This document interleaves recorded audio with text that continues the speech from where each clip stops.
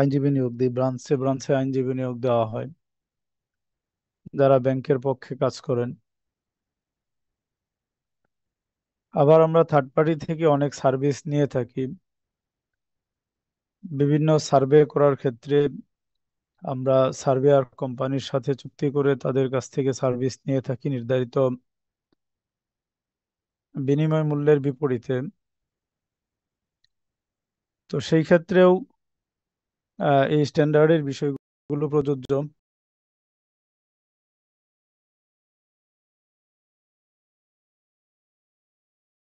এই করে অনেক প্রোডাক্ট আমরা ডিজাইন করতে পারি।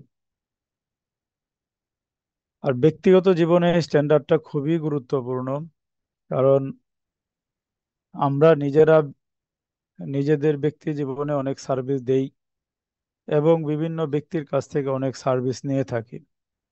আমরা একজন এমপ্লয়ি হিসাবে স্ব স্ব প্রতিষ্ঠানে আমরা কর্মরত আছি এবং আমাদের ব্যক্তিগত প্রয়োজনে আমরা অনেক লোক বিভিন্ন কাজে আমরা নিয়োগ দিয়ে থাকি। তো এই জাতীয় ক্ষেত্রে শরিয়ার যে সকল বিধিবিধানগুলো রয়েছে, যে বিষয়গুলো আবশ্যকীয়ভাবে পরিপালন করতে হবে, এই বিষয়গুলো নিয়েই মূলত হচ্ছে শরিয়া স্ট্যান্ডার্ড। ঠিক মুরাবাহা এবং ইজারা স্ট্যান্ডার্ডে আমরা মুরাবাহা এবং ইজারার যে প্রসেসগুলো দেখে আসছি, করে আসছি। ব্যাংক যদি তার নিজের প্রয়োজনে কোনো ব্যক্তিকে নিয়োগ দেয় অথবা ব্যাংক যদি এমপ্লয়ি হিসাবে কারো কাজ করে দেয়, সেই ক্ষেত্রেও ওই একই প্রসেস প্রযোজ্য। কারণ ব্যাংক যদি কোনো ব্যক্তিকে বা কোনো প্রতিষ্ঠানকে কোনো সার্ভিস দিতে চায়, সেক্ষেত্রে ব্যাংকের তো আর সার্ভিস রেডি থাকে না বা ওই সার্ভিসের যথেষ্ট লজিস্টিক সাপোর্টও থাকে না। তো কোনো ব্যক্তি যদি ব্যাংকের মাধ্যমে কোনো সার্ভিস নিতে চায়, সেই ক্ষেত্রে আগে ব্যাংকের পক্ষ থেকে ওই সার্ভিসটা অ্যারেঞ্জ করতে হয়, দেন ব্যাংক ওই ব্যক্তি বা গ্রাহককে সার্ভিসটা প্রদান করবে। তো মোরাবাহার ক্ষেত্রে এবং ইজারার ক্ষেত্রে ঠিক যেরকম একটা প্রসিডিউর মেনটেনের মাধ্যমে ইজারা হয়, মোরাবাহা হয়, ঠিক তেমনি ভাবে হায়ারিং অফ পার্সনস চুক্তিটা যদি ব্যাংক কারোর সাথে করতে চায়, সেম প্রসেসের মধ্য দিয়ে সেই হায়ারিং অফ পার্সন চুক্তিটা সম্পাদন হয়। সেখানে আমরা যেরকম দেখেছি, ব্যাংকের কাছে আসবে, অ্যাপ্রোচ করবে, তারপরে তার এই অ্যাপ্রোচের উপর ভিত্তি করে ব্যাংক একটা আন্ডারটেকিং নিবে। আন্ডারটেকিং সে যদি আবার ব্রিচ করে, সেই ক্ষেত্রে আন্ডারটেকিংকে সিকিউর করার জন্য তার কাছ থেকে হামির জিদ্দিয়া বা সিকিউরিটি ডিপোজিট নিতে পারবে। এরপরে ব্যাংক নির্দিষ্ট সার্ভিসটা অ্যাকোয়ার করবে, সার্ভিসটা আগে নিজের পজিশনে আনবে, তারপরে ব্যাংক তার সাথে ওই সার্ভিসটা প্রদান করবে। তো পরবর্তীতে ব্যাংক যে সার্ভিস প্রদান করবে, সার্ভিসের পরবর্তীতে গ্রাহকের পক্ষ থেকে ব্যাংকের পেমেন্টের বিষয় আছে। তো ব্যাংক এই যদি গ্রাহক পেমেন্ট দিতে গিয়ে ডিফল্টার হন বা টাইম মতো পেমেন্ট না দেন, সেই পেমেন্টকে সিকিউর করার জন্য আবার ব্যাংক গ্রাহকের কাছ থেকে গ্যারান্টি নিতে পারবে, কোলাটেরাল সিকিউরিটি নিতে পারবে, বা আদার্স আরো প্রয়োজনীয় সিকিউরিটি ইনস্ট্রুমেন্ট যদি নেওয়ার প্রয়োজন পড়ে সেগুলো নিতে পারবে, সেট অফের বিষয়গুলো নিতে পারবে। হ্যাঁ। তো এই হায়ারিং অফ পার্সনস এর ক্ষেত্রে সেম একই প্রসিডিউরের মধ্য দিয়ে হায়ারিং অফ পার্সন চুক্তিটা সম্পাদিত হয়। তো আজকে আমরা এই স্ট্যান্ডার্ড থেকে যে বিষয়গুলো আমরা জানবো বা আলোচনা করা হয়েছে স্ট্যান্ডার্ডের মধ্যে, হায়ারিং অফ পার্সনস বলতে কি বোঝায়, এবং এই সার্ভিস নেওয়ার ক্ষেত্রে গ্রাহক যদি আন্ডারটেকিং প্রদান করেন, সেই ক্ষেত্রে শরিয়ার পরিপালনীয় বিষয়গুলো, হায়ারিং অফ পার্সনস কন্ট্রাক্ট করার ক্ষেত্রে যে সকল বিষয়গুলো অবজার্ভ করতে হবে, পরিপালন করতে হবে, সেই বিষয়গুলো এখানে তুলে ধরা হয়েছে। হায়ারিং অফ পার্সনস এর সাবজেক্ট ম্যাটার এখানে আলোচনা করা হয়েছে। এটা বেশি গুরুত্ব দিয়ে আলোচনা করা হয়েছে, এই জন্য নর্মালি একটা কন্ট্রাক্টের ক্ষেত্রে সাবজেক্ট ম্যাটার একটা বিষয় হয়, তো হায়ারিং অফ পার্সনস এর ক্ষেত্রে দেখা যায় যে সাবজেক্ট ম্যাটার একটা না, একাধিক দুইটা বিষয় সাবজেক্ট ম্যাটার হিসাবে কনসিডার করা হয়। সেই জন্য আসলে সাবজেক্ট ম্যাটারটা এখানে গুরুত্ব দেওয়া হয়েছে। গ্যারান্টির বিষয়গুলো আছে, যেহেতু হায়ারিং অফ পার্সন, ব্যক্তি টু ব্যক্তি বা ব্যক্তি টু প্রতিষ্ঠান বা প্রতিষ্ঠান টু প্রতিষ্ঠান চুক্তিগুলি হচ্ছে, সেক্ষেত্রে হায়ারিং অফ পার্সনস এর ক্ষেত্রে যিনি ব্যক্তিকে নিয়োগ দিচ্ছেন, এমপ্লয়ার, যিনি কাজের জন্য এই অফার লেটার নিচ্ছেন, এমপ্লয়ি, তো এই দুই পক্ষের মধ্যে কার কি কমিটমেন্ট, কার কি রেসপন্সিবিলিটি, কার কি এই রাইটস এবং অব্লিগেশনস, এই বিষয়গুলো নিয়ে এখানে আলোচনা আছে। তো একটা কন্ট্রাক্ট করার পরে স্বাভাবিকভাবেই বিভিন্ন ইমার্জেন্সি পিরিয়ড বা ইমার্জেন্সি ইভেন্ট তৈরি হতে পারে। একজন ব্যক্তি এই চাকরিতে জয়েন করার পরে সে ডিজেবল হয়ে যেতে পারেন, আবার মারা যেতে পারেন, বা আদার্স আরো কোনো অ্যাক্সিডেন্টের সম্মুখীন হইতে পারেন, অথবা ব্যাংকেরই কোনো প্রয়োজনে টার্মিনেট করার প্রয়োজন পড়তে পারে, অথবা সে এখানে ফ্রড ফর্জারি করতে পারেন বা আদার্স আরো কিছু করতে পারেন, চুক্তি এক্সপায়ার হয়ে যেতে পারে। তো এই সমস্ত বিষয়গুলো নিয়েও এই স্ট্যান্ডার্ডে আলোচনা করা হয়েছে। আবার কেউ যদি চুক্তি ভিত্তিক নিয়োগ আহ, লাভ করেন বা নিয়োগ দেন, সেই নিয়োগ যদি পরবর্তীতে আবার রিনিউ করতে চায়, তো রিনিউ করার ক্ষেত্রে রিনিউটা কিভাবে হবে, রিনিউ এর ক্ষেত্রে শরিয়ার কি বিষয়গুলো আছে, এই সবগুলো বিষয় নিয়েই মূলত আজকের স্ট্যান্ডার্ডটা সাজানো হয়েছে। আমরা মূল স্ট্যান্ডার্ড শুরু করছি। 1 number, scope of the standard. এখানে যে বিষয়গুলো মূলত কভার করা হয়েছে, এক হচ্ছে সার্ভিস বা work of a person between the institution and the other institution, অথবা ইনস্টিটিউশন অ্যান্ড ইন্ডিভিজুয়াল। যে ইসলামিক ব্যাংক আরেকটা ইসলামিক ব্যাংক বা আর্থিক প্রতিষ্ঠানের সাথে, অথবা ইসলামিক ব্যাংক এবং ব্যক্তির মধ্যে সার্ভিস রিলেটেড, কাজ রিলেটেড যে চুক্তিগুলো হয়ে থাকে, সেই বিষয়গুলোই এই স্ট্যান্ডার্ডের আলোচ্য বিষয় বা ওই ওই ক্ষেত্রে এই স্ট্যান্ডার্ডের বিধানগুলো প্রযোজ্য হবে। The standard covers cases when the institution is the employee or when it is the employer। এখন ইসলামিক ব্যাংক বা ফাইন্যান্সিয়াল প্রতিষ্ঠান, এই চুক্তির ক্ষেত্রে সে এমপ্লয়ারও হতে পারে আবার এমপ্লয়িও হতে পারে। যেমন এমপ্লয়ি যখন নিয়োগ দিচ্ছে তখন প্রতিষ্ঠানের ভূমিকাটা হচ্ছে এমপ্লয়ার, কিন্তু প্রতিষ্ঠান যখন কাউকে সার্ভিস দিচ্ছে তখন প্রতিষ্ঠান কিন্তু হয়ে যাচ্ছে এমপ্লয়ি। তো এই দুইটা সিচুয়েশনেই প্রতিষ্ঠানের করণীয় বর্জনীয় কি কি বিষয় আছে সেই বিষয়গুলো স্ট্যান্ডার্ডে আলোচনা করা হয়েছে। তো স্ট্যান্ডার্ডে যে বিষয়গুলো আলোচনা করা হয়নি সেটা হচ্ছে যেমন মুদারাবার বিষয়গুলো আলোচনা করা হয়নি, ইনভেস্টমেন্ট এজেন্সির আলোচনা করা হয়নি, মুসাকাত, মুজারাহা, মুগারাসা, ইস্তিসনা, এগুলি আলোচনা করা হয়নি। তো এইগুলি এই জন্য নিয়ে আসছে, মানে এগুলোকে যদি আপনি ব্রড সেন্সে আলোচনা করতে যান তাহলে অনেকটা জায়গায় বা অনেক ক্ষেত্রে এই হায়ারিং অফ পার্সনস এর সাথে অনেক সাদৃশ্য পাওয়া যায়। তো এই সাদৃশ্য পাওয়ার কারণে কেউ যদি আবার এই স্ট্যান্ডার্ডের বিধানগুলো মোদারাবার ক্ষেত্রে এই প্রয়োগ করা শুরু করেন বা ইনভেস্টমেন্ট এজেন্সির ক্ষেত্রে প্রয়োগ করা শুরু করেন, তাহলে আবার কিন্তু হবে না। এই জন্যই এই স্ট্যান্ডার্ডে এই বিষয়গুলোকে ইন্ডিকেট করে দেওয়া হয়েছে যে এই স্ট্যান্ডার্ডের ক্ষেত্রে এই 34-এর যে আলোচনাগুলো আছে বা শরিয়ার বিধানগুলো আছে সেগুলো প্রযোজ্য হবে না বা প্রয়োগ করা যাবে না।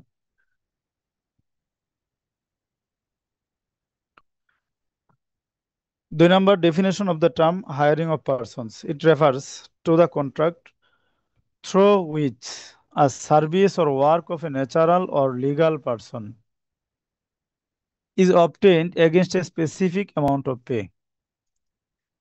এখানে হায়ারিং অফ পার্সন বলতে এমন কিছু চুক্তিকে বোঝানো হচ্ছে যে চুক্তিগুলির মাধ্যমে মূলত কোনো ব্যক্তির কাছ থেকে তার সার্ভিসকে কিনে নেওয়া হয় বা হায়ার করা হয়, ভাড়া নেওয়া হয়, অথবা কোনো একটা প্রতিষ্ঠানের কাছ থেকে কোনো সার্ভিস গ্রহণ করা হয় নির্দিষ্ট পেমেন্টের বিপরীতে।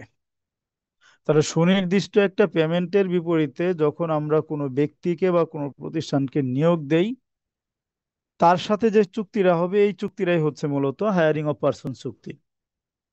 The service Das obtained could be specific, ব্যক্তি হোক অথবা লিগ্যাল এন্টিটি হোক, তার কাছ থেকে যে সার্ভিসটা নেওয়া হবে সেই সার্ভিসটা অবশ্যই স্পেসিফিক হবে, অথবা স্পেসিফিক না হয়ে একটা ফিউচার সার্ভিসও হতে পারে, যে সুনির্দিষ্ট কোনো সার্ভিস না, বাট সার্ভিসটা ফিউচারে প্রদান করা হবে যার সুনির্দিষ্ট স্পেসিফিকেশন বা ডেসক্রিপশন আছে। তাহলে একটা স্পেসিফিকেশনের উপর ভিত্তি করে যদি ভবিষ্যতে সার্ভিসগুলো প্রদান করা হয়, সেইটাও এই হায়ারিং অফ পারসন চুক্তির আওতাভুক্ত হতে পারে। ভবিষ্যতের চুক্তিগুলি কি, যেমন এই যে এখানে উদাহরণস্বরূপ বলা হয়েছে এডুকেশনাল সার্ভিস, হেলথ সার্ভিস অথবা কনসালটেন্সি সার্ভিস। যেমন অনেক সময় দেখা যায় যে কোনো একজন ডাক্তারকে নিয়ে এসে বিভিন্ন এলাকায় এই হেলথ ক্যাম্পেইন করা হয়। তো এই ক্ষেত্রে হেলথ ক্যাম্পেইন যখন করা হয় তখন ডাক্তারের সাথে কিছু চুক্তি থাকে, যে ডাক্তার এখানে আসবেন, প্রয়োজনীয় যে সকল ইনস্ট্রুমেন্ট আছে এগুলো তিনি নিয়ে আসবেন, এবং সারা দিন ব্যাপী তাদের নির্ধারিত ফরম্যাটে বা নির্ধারিত টার্মস এবং কন্ডিশনস এর উপর ভিত্তি করে সার্ভিস প্রদান করবেন। এর বিনিময়ে তাকে একটা নির্ধারিত পেমেন্ট দেওয়া হবে। তো এই চুক্তিগুলো হায়ারিং অফ পারসনস এর মধ্যে পড়ে। তো এই ক্ষেত্রে কাজটা কিন্তু সুনির্দিষ্ট না। মানে সুনির্দিষ্ট বলতে বোঝানো হয়েছে এটা যে ইনস্ট্যান্ট, এটার একটা এক্সিস্টেন্স আছে এরকম, কিন্তু এটার কিন্তু ইনস্ট্যান্ট না। ডাক্তারের সাথে চুক্তি হচ্ছে, তাকে একটা স্পেসিফিকেশন দেওয়া হচ্ছে, সেই স্পেসিফিকেশন সে যদি এগ্রি করে তখন স্পেসিফিকেশন অনুযায়ী সুনির্দিষ্ট একটা ডেটে গিয়ে তাকে এই সার্ভিসটা প্রদান করা লাগছে, যে নির্ধারিত একটা সময়ে গিয়ে সে সার্ভিসটা প্রদান করতেছে, ফিউচার ওয়ান। তো হায়ারিং অফ পার্সনস এর ক্ষেত্রে ব্যক্তি বা প্রতিষ্ঠানের সাথে যে সার্ভিসের চুক্তিটা করা হবে সেই সার্ভিসটা চুক্তিটা সুনির্দিষ্ট হতে পারে, যেটা ইনস্ট্যান্ট শুরু হয়ে যাবে, অথবা ভবিষ্যতের কোনো একটা বিষয় হতে পারে যেটা স্পেসিফিকেশনের উপর ভিত্তি করে ভবিষ্যতে এক্সিকিউশন হবে। তাহলে ডেফিনেশনে আমরা যে বিষয়টা পেলাম, যে যখন নির্দিষ্ট পেমেন্টের বিপরীতে বা নির্দিষ্ট পারিশ্রমিকের বিপরীতে কোনো ব্যক্তি বা কোনো প্রতিষ্ঠানকে যখন আমরা সুনির্দিষ্ট কোনো কাজের জন্য নিয়োগ দেই অথবা তাদের কাছ থেকে সার্ভিস গ্রহণ করি, স- তাদের সাথে যে চুক্তিটা আমরা করি সেই চুক্তিটাই হচ্ছে হায়ারিং অফ পারসনস কন্ট্রাক্ট। এখন এটা কন্ট্রাক্ট মানে যে লিখিত হইতে হবে, নট নেসেসারি। এই ইসলামের দৃষ্টিতে কন্ট্রাক্ট গুলো আপনার অলওয়েজ লিখিত হওয়া এটা জরুরি না। লিখিত হইতে পারে, ভার্বালি হইতে পারে, অথবা আদার্স যে কোনো কমিউনিকেশন হতে পারে। অর্থাৎ কমিউনিকেশনের মাধ্যমে, অফার অ্যাকসেপ্টেন্সের মাধ্যমে যদি রাইটস এবং অব্লিগেশন ক্রিয়েট হয় তাহলে এটাই চুক্তি। তো এই হায়ারিং অফ পার্সন চুক্তিটা এটাও ভার্বালি হতে পারে, এবং আমরা পার্সোনাল লাইফে যা করি সবগুলোই মূলত ভার্বালি হয়ে থাকে। শুরুতে যেরকম বলছিলাম যে হায়ারিং অফ পার্সনস কন্ট্রাক্টের ক্ষেত্রে যেহেতু প্রতিষ্ঠান সে যদি কারো কাছ থেকে সার্ভিস নিতে চায় অথবা কাউকে যদি সার্ভিস দিতে চায়, নিতে চাইলে তো সমস্যা নেই, কারণ যার কাছ থেকে নিবে তার সার্ভিস দেওয়ার অ্যারেঞ্জমেন্ট যদি থাকে সেই ক্ষেত্রে ব্যাংক তার সাথে চুক্তি করতে পারবে। কিন্তু ব্যাংক যদি কাউকে সার্ভিস দিতে চায় সেই ক্ষেত্রে ব্যাংকের তো আসলে কোনো সার্ভিস নাই। যেমন ব্যাংক যদি একটা এই এডুকেশনাল সার্ভিস দিতে চায় অথবা হেলথ সার্ভিস বা কনসালটেন্সি সার্ভিস দিতে চায়, কোনোটাই কিন্তু ব্যাংকের নাই। তো ব্যাংক যদি কাউকে দিতে চায় তাহলে ব্যাংকের কিন্তু আগে এই সার্ভিসগুলো অ্যারেঞ্জ করতে হবে। যেমন কনসালটেন্সি সার্ভিস দিতে চাইলে এই কনসালটেন্সি ফার্মের সাথে তাদের কন্ট্যাক্ট করতে হবে। হেলথ সার্ভিস দিতে চাইলে কোনো একটা মেডিকেল কলেজ বা হাসপাতালের সাথে এই এগ্রিমেন্টে বসতে হবে আগে। তারপর এডুকেশনাল সার্ভিস দিতে হলে কোনো স্কুল কলেজ বা ইউনিভার্সিটির সাথে আগে তাদের একটা কন্ট্রাক্ট হইতে হবে, দেন তার কাস্টমারকে ওই সার্ভিসটা দিতে পারবে। তো এই জায়গায় গ্রাহক বলল, ব্যাংক তার এই বলার উপর ভিত্তি করে সার্ভিস প্রোভাইডার প্রতিষ্ঠানের সাথে ব্যাংকও চুক্তিবদ্ধ হলো। তো হওয়ার পরে সে যদি আবার সার্ভিস না নেয় সেই ক্ষেত্রে ব্যাংক কিন্তু একটা ঝামেলায় পড়তে পারে। তো সেই ঝামেলা এড়ানোর জন্য গ্রাহকের কাছ থেকে ব্যাংক আগে আন্ডারটেকেন নেবে, বা ব্যাংকের কাছে এসে গ্রাহক আগে আন্ডারটেকেন দিবে। 3-1, দেয়ার is no Sharia prohibition against having a framework agreement. এখানে আবার আরেকটা সুন্দর বিষয় নিয়ে আসছে। এটা আমরা অনেকগুলো স্ট্যান্ডার্ডই পড়ে আসছি, দারাবার ক্ষেত্রে পড়ে আসছি, মোরাবাহার ক্ষেত্রে পড়ে আসছি, ইজারা, ইস্তিসনা ইত্যাদি স্ট্যান্ডার্ডের ক্ষেত্রে কিন্তু আমরা পড়ে আসছি যে ব্যাংক কোনো ব্যক্তির সাথে যখন কন্ট্রাক্টটা করবে বা কোনো প্রতিষ্ঠানের সাথে কন্ট্রাক্ট করবে, সরাসরি কেস টু কেস বেসিসে কন্ট্রাক্ট করতে পারবে। কোনো গ্রাহকের সাথে যখন কন্ট্রাক্ট করবে কেস টু কেস বেসিসে, মানে যে কেসে আলোচনা হবে ওই কেসে একটা কন্ট্রাক্ট হয়ে যাবে, শেষ। আর এখানে ফার্দার আর কোনো অ্যারেঞ্জমেন্ট নাই। ওই কন্ট্রাক্ট রিলেটেড যত চার্জ ডকুমেন্টস আছে সেগুলো সে নিবে। এইটা না করে ব্যাংক চাইলে একটা ফ্রেমওয়ার্ক এগ্রিমেন্টের ভিত্তিতে তার সাথে সার্ভিসে এগ্রিমেন্টে যেতে পারবে। ফ্রেমওয়ার্ক এগ্রিমেন্টটা হচ্ছে জাস্ট মাস্টার এগ্রিমেন্টের মতো। যে মাস্টার এগ্রিমেন্ট করলো, জেনারেল টার্মস কন্ডিশনস গুলো সেইখানে তারা ঠিকঠাক করে নিল। এরপরে এই মাস্টার এগ্রিমেন্টের উপর ভিত্তি করে অনওয়ার্ড তারা তাদের মধ্যে অনেক ট্রানজেকশন তারা করতে পারবে, বা অনেক কন্ট্রাক্টই তারা করতে পারবে। তো আমরা ব্যাংকের ক্ষেত্রে যে স্যাংশন লেটারটা দিয়ে থাকি, অ্যাপ্রুভাল লেটারটা দিয়ে থাকি, এইটাই মূলত হচ্ছে ফ্রেমওয়ার্ক এগ্রিমেন্ট। কারণ আমরা এই স্যাংশন লেটারের উপর ভিত্তি করে পরবর্তীতে গ্রাহককে অনেক ডিসবার্সমেন্ট আমরা দিই। এবং ইসলামী ব্যাংকে দেখবেন যতগুলি ডিসবার্সমেন্ট দেওয়া হয় প্রত্যেকটার এগেনস্টে কিন্তু একটা নতুন অ্যাকাউন্ট খুলতে হয়। খোলার কারণ হচ্ছে প্রত্যেকটা ডিসবার্সমেন্ট এক একটা বিনিয়োগ, এবং এক একটা ট্রানজেকশন এক একটা কন্ট্রাক্ট। সেই জন্য প্রত্যেকটা ডিসবার্সমেন্টেই ইসলামী ব্যাংকগুলোর একটা করে অ্যাকাউন্ট খুলতে হয়। ঠিক তেমনি হায়ারিং সার্ভিসের ক্ষেত্রেও ফ্রেমওয়ার্ক এগ্রিমেন্ট ব্যাংক গ্রাহকের সাথে করতে পারবে, এবং ওই ফ্রেমওয়ার্ক এগ্রিমেন্টের উপর ভিত্তি করে পরবর্তীতে তাদের মধ্যে অসংখ্য ট্রানজেকশন বা প্রয়োজন অনুপাতে ট্রানজেকশন তৈরি হবে। Such agreement may comprise the general conditions which govern the relationship between the two parties. এখানে জেনারেল টার্মস কন্ডিশনস গুলো থাকবে, যে টার্মস কন্ডিশন গুলো গ্রাহকের সাথে যে সার্ভিস রিলেটেড চুক্তি করুক না কেন সবগুলোর ক্ষেত্রে প্রযোজ্য হবে। Whereas there should be a separate hiring contract for each operation. এই মাস্টার এগ্রিমেন্ট বা স্যাংশন লেটারের উপর ভিত্তি করে পরবর্তীতে যখন কোনো ট্রানজেকশন হবে, একবার স্পেসিফিক কোনো ট্রানজেকশন বা ডিসবার্সমেন্ট হবে, ওই ডিসবার্সমেন্ট বা ট্রানজেকশনের সময় নতুন করে একটা হায়ারিং কন্ট্রাক্ট তার সাথে সম্পাদন করে ওই ট্রানজেকশনটা করবে, সাইন বাই বোথ পার্টিস। তখন যে কন্ট্রাক্টটা করবে ওই কন্ট্রাক্টে দুই পক্ষ আবার সাইন করবে। Under such framework agreement, the two parties may also perform operations through exchange offer and acceptance with due reference to the general conditions stipulated in the agreement.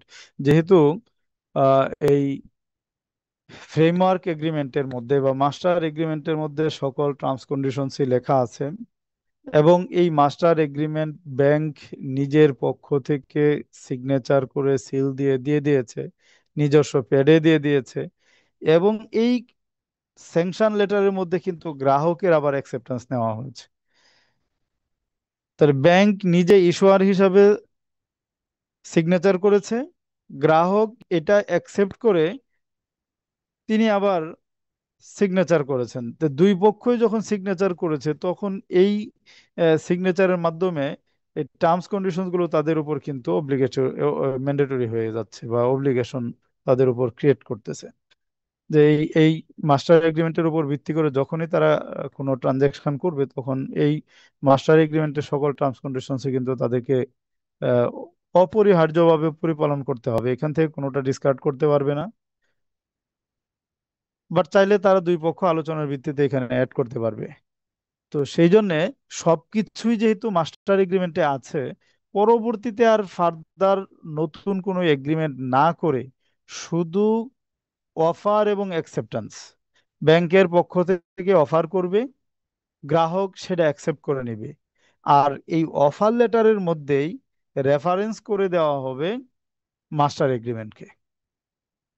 তাহলে master এগ্রিমেন্টকে refer করে শুধু অফার অ্যাকসেপ্টেন্সের উপর ভিত্তি করেও পরবর্তীতে transactions হতে পারে।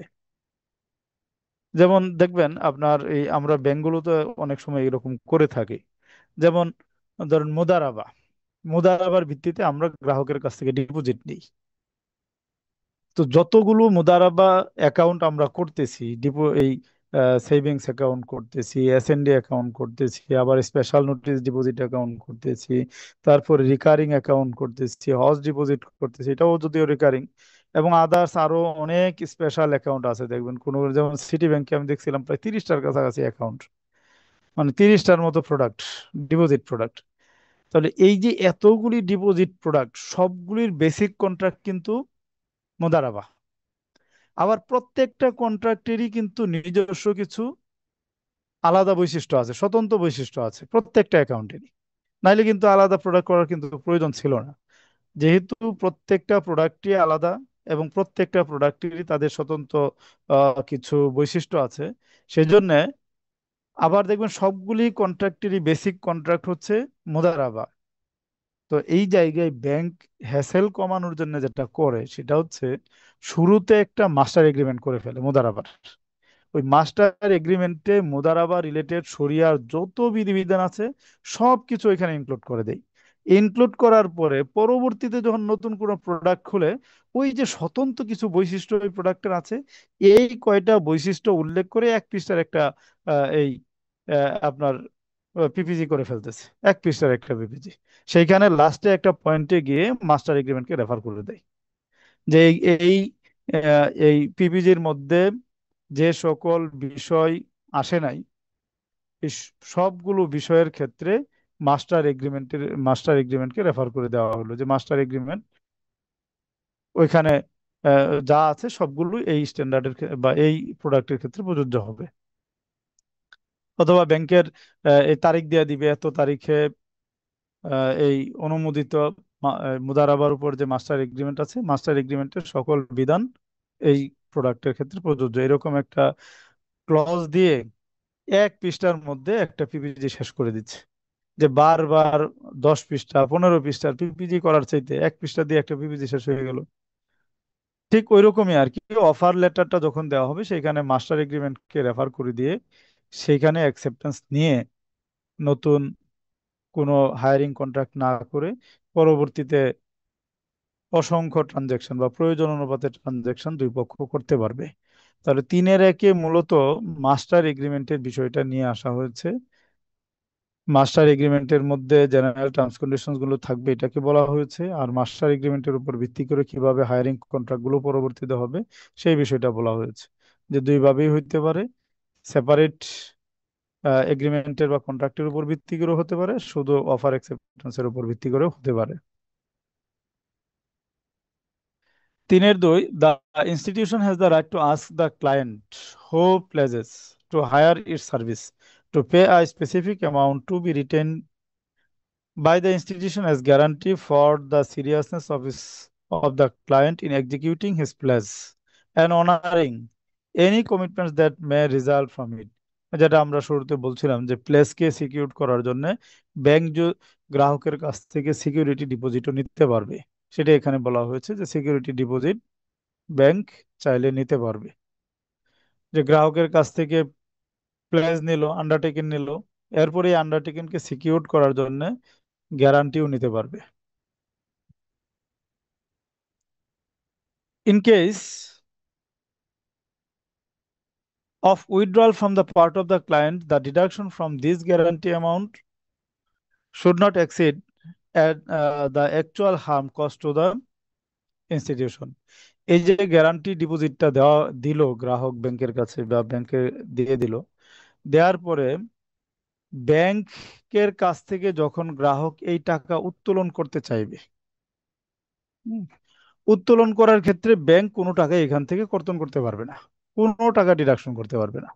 Bank deduction করার একটাই রাইট আছে, সেটা হচ্ছে গ্রাহকের কারণে ব্যাংকের যদি কোনো ক্ষতি হয়, তাহলে ওই অ্যাকচুয়াল ক্ষতি পরিমাণ টাকা, যদি গ্রাহকের কারণে ব্যাংকের ক্ষতি হয় আর কি, সেই ক্ষেত্রে গ্রাহকের কারণে যদি ক্ষতি হয়, নর্মালি না, সেই ক্ষেত্রে ওই ক্ষতি সমপরিমাণ টাকাটা এখান থেকে কাটতে পারবে, আদারওয়াইজ কোনো টাকাই কাটতে পারবে না।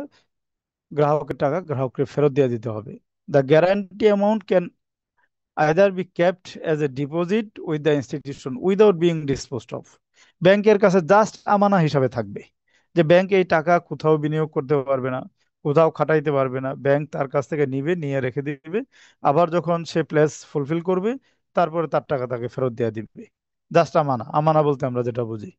অথবা invested on behalf of the client, অথবা এই যে মুদারাবা ট্রাস্ট বা ইনভেস্টমেন্ট ট্রাস্ট বেসিসে রাখতে পারে। ইনভেস্টমেন্ট ট্রাস্ট বেসিসে যদি রাখে সেক্ষেত্রে ব্যাংক এই টাকা ইনভেস্টমেন্ট করতে পারবে। সে এই ক্ষেত্রে মুদারাবার ভিত্তিতে ইনভেস্টমেন্ট করতে পারে, অথবা ইনভেস্টমেন্ট এজেন্সির ভিত্তিতে ইনভেস্টমেন্ট করতে পারবে।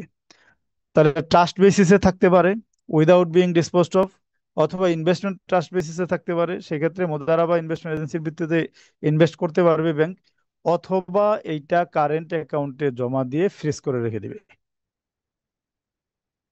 যে যতদিন পর্যন্ত প্লেজের বিষয়টা সুরাহা না হচ্ছে বা এটা এক্সিকিউশন না হচ্ছে, ততক্ষণ পর্যন্ত অ্যাকাউন্টে এই সমপরিমাণ টাকা ফ্রিজ হয়ে থাকবে। যখন সে এই প্লেজ লেভেলটা শেষ হয়ে যাবে, তখন এই ফ্রিজ ইনস্ট্রাকশনটা উইথড্র করে দিবে।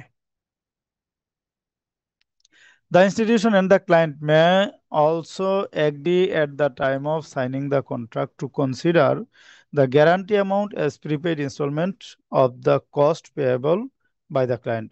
যেহেতু ব্যাংক গ্রাহকের কাছে সার্ভিস দিচ্ছে, সার্ভিস সেল করতেছে বা সার্ভিসই যারা দিচ্ছে, সেক্ষেত্রে গ্রাহক সার্ভিস নেওয়ার পরে তো গ্রাহকের পক্ষ থেকে পেমেন্ট দিতে হবে, সার্ভিসের কনসিডারেশন বা এই কাউন্টার ভ্যালু পে করতে হবে। তো সেই হিসাবে গ্রাহকের সাথে একটা এই আলোচনার ভিত্তিতে এই যে সিকিউরিটি ডিপোজিটটা রাখছে, সেই সিকিউরিটি ডিপোজিটটা পেমেন্টের অংশ হিসেবে রেখে দিতে পারবে। মে অলসো এগ্রি, এক্ষেত্রে দেখেন দুই পক্ষ মিলে কিন্তু এগ্রিমেন্টের উপর ভিত্তি করে করতে হবে, সমঝোতার উপর ভিত্তি করে করতে হবে। কোনো এক পক্ষ যদি ইউনিলেটারালি চাই, যেমন ব্যাংক যদি মনে করে যে টাকা আমার কাছে আছে, পেমেন্ট তো তাকে দিতেই হবে, টাকা আমি সমন্বয় করে দিলাম, রিয়েলাইজ করে নিয়ে নিলাম, কোনো সুযোগ নাই। যেহেতু এটা সিকিউরিটি ডিপোজিট এবং প্লেসকে সিকিউর করার জন্য নেওয়া হয়েছে, তো যখনই আন্ডারটেকেন ফুলফিল হয়ে যাবে, তখনই গ্রাহকের টাকা গ্রাহককে ফেরত দিয়ে দিতে হবে। গ্রাহক যদি অফার করে অথবা ব্যাংক অফার করলো, গ্রাহক অ্যাকসেপ্ট করে নিল, তাহলে এই টাকাটা প্রিপেইড ইনস্টলমেন্ট হিসাবে রেখে দিতে পারবে। প্রিপেইড ইনস্টলমেন্ট এই জন্য বলছে, কারণ যেহেতু এখানে সার্ভিস বা কাজের উপর চুক্তি হচ্ছে, চুক্তি হওয়া মাত্রই কিন্তু কাজটা গ্রাহক অ্যাভেল করছে এটাকে মিন করছে না। কারণ চুক্তি হচ্ছে, এরপরে সার্ভিসটা ব্যাংকের কাছ থেকে নিয়ে যাবে, সার্ভিসটা ইউটিলাইজ করবে, দেন এই সার্ভিসের বিপরীতে কিন্তু এই পেমেন্টটা ইফেক্টিভ হবে। তো এই জন্য প্রিপেড ইনস্টলমেন্ট বলছে যে, যেহেতু একটা সার্ভিসের মূল্য সার্ভিস নেয়ার আগেও দেওয়া যায়, সার্ভিস নেয়ার সময় দেওয়া যায়, আবার সার্ভিস নেয়ার পরেও দেওয়া যায়, তিনটা সিচুয়েশনই যেহেতু ভ্যালিড, এই জন্য এই টাকাটাকে প্রিপেড ইনস্টলমেন্ট হিসাবে বলা হচ্ছে। তাহলে তিনের তিনের মধ্যে আমরা পেলাম এই হায়ারিং সার্ভিসের ক্ষেত্রে প্লেস রিলেটেড আলোচনা। দুইটা ক্লজ আলোচনা করা হয়েছে, একটা ক্লজ মূলত তো এখানে আসলে প্লেজের মধ্যে পড়ছে না ডিরেক্টলি, দুই নাম্বারটা শুধু প্লেজের মধ্যে পড়তেছে। তো এটাকে যদি আমরা সাম আপ করি, প্লেসটা পারমিজিবল। দ্বিতীয় হচ্ছে প্লেসটাকে সিকিউর করার জন্য হামির জিদ্দিয়া নেওয়া, এটাও পারমিজিবল। এবং হামির জিদ্দিয়ার টাকাটা অ্যাজ ইট ইজ ফেরত দিয়ে দিতে হবে যখন সে এই প্রমিসটা ফুলফিল করবে। আর যদি কোনো ক্ষতি হয়, তাহলে ক্ষতি সমপরিমাণ টাকা কেটে রাখতে পারবে। হ্যাঁ। আর হামির জিদ্দিয়ার টাকাটা ব্যাংকের কাছে ট্রাস্ট বেসিসে থাকতে পারে, জাস্ট আমানা। আবার ইনভেস্টমেন্ট ট্রাস্ট বেসিসে থাকতে পারে, সেক্ষেত্রে ব্যাংক বিনিয়োগ করতে পারবে। অথবা কারেন্ট অ্যাকাউন্টে রেখে এই টাকাটা ফ্রিজ করে রেখে দিতে পারবে। আবার আরেকটা এখানে বলা হচ্ছে যে এই টাকাটা এই প্লেস বা আন্ডারটেকিং ফুলফিল করার পরে ব্যাংক যদি গ্রাহকের সাথে ম্যানেজ করে, এই টাকাটা আবার প্রিপেড ইনস্টলমেন্ট হিসাবে রেখেও দিতে পারবে।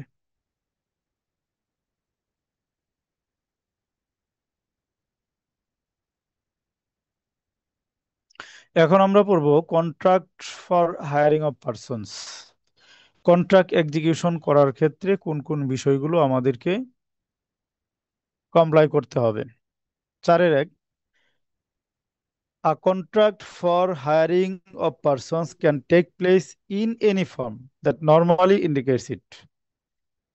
মানে হায়ারিং আলোচনা হয়েছে, সার্ভিস হায়ারিং রিলেটেড আলোচনা হয়েছে, বা কারো কাছ থেকে সার্ভিস নেওয়া হয়েছে, অথবা কাউকে সার্ভিস দেওয়ার জন্য আলোচনা হয়েছে, এই বিষয়টা বোঝাই এই রকম যে কোনো আলোচনার মাধ্যমেই হায়ারিং কন্ট্রাক্টটা হতে পারে, যে কোনো ফর্মে হতে পারে।